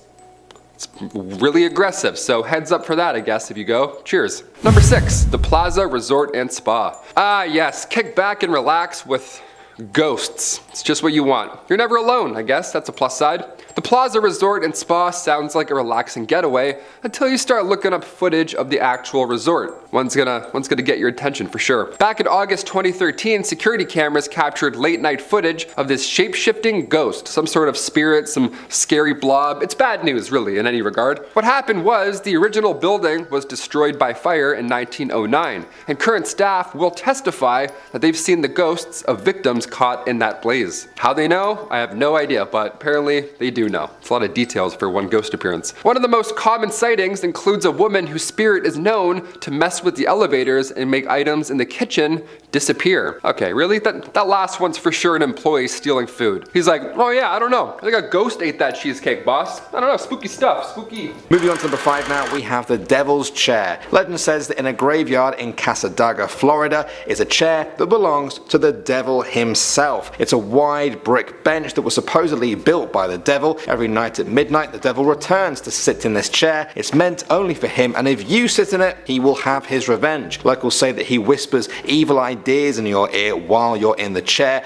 ideas that will haunt you forever and send you down a spiral of evil doings that will result in you going to hell, where you can join him forever. Another strange addition to the legend is that if you leave a full, unopened can of beer on the chair and return the next morning, the can will be empty, but still unopened. Somehow. That's all I know. You'll just have to visit and try for yourself if you want to know more. Good luck. Moving on to number 4 now, we have the Riddle House. This Edwardian house was built in Palm Beach in 1905. From the outside, it looks like nothing out of the ordinary, but its history has attracted paranormal hunters from all over the world. Its original purpose was as a funeral home, housing bodies overnight before their burial. In the 1920s, it was bought by Carl Riddle, who turned it into a home for his family. They were terrorized by spirits of the dead from years gone by. Eventually, one of the Riddle's employees hung himself in the attic room of of their house because he saw no way out of the hard times he had fallen upon. Carl wrote in his diary that after that, the energy in the house changed. Employees heard voices where no one was there. Carl removed the beam from which the man had hung himself, but the hauntings continued. The family were forced to leave.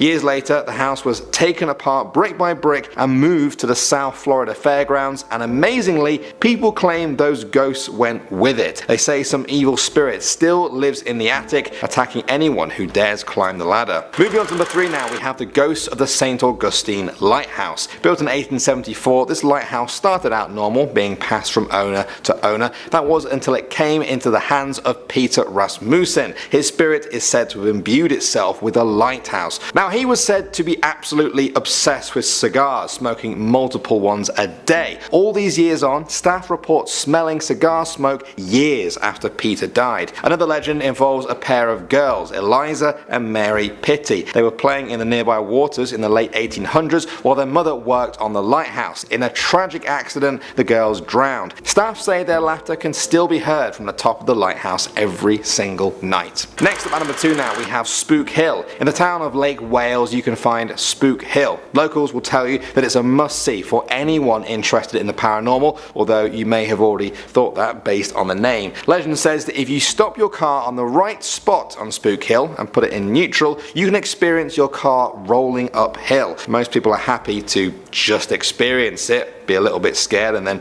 move on. But for those of you who want to know the creepy side of things, you'll be pleased to know that there is a story meant to explain this. A nearby sign reads, "Many years ago, an Indian village on Lake Wales was plagued by raids of a huge gator. The chief, a great warrior, killed the gator in a battle that created a small lake. The chief was buried on the north side. Pioneer male riders first discovered their horses laboring downhill, thus naming it Spook Hill. When the road was paved, cars coasted uphill. Is this the gator seeking revenge, or the chief still trying to protect his land?" And finally, number 1 now, guys, we have Robert the Doll. Now, I've talked about this doll a lot on this channel, and it never gets any less creepy. In 1906, Robert Eugene Tott was given a doll as a boy in Florida. It was a gift from his nanny, who also dabbled in voodoo. The 40-inch tall doll was made of wood, stuffed with wool, and wore a sailor outfit. This is where it gets confusing. Robert gave up his name to the doll. He just gave it up and started calling himself Gene instead. Gene spoke to Robert the Doll all the time and swore the doll was real. Eventually, even neighbors began to think that they heard the doll whisper back, change its expression, or even move by itself. Some local children once claimed they saw the doll looking out of the top window of the family's home. The family began to think that their son's doll might be possessed. Yeah,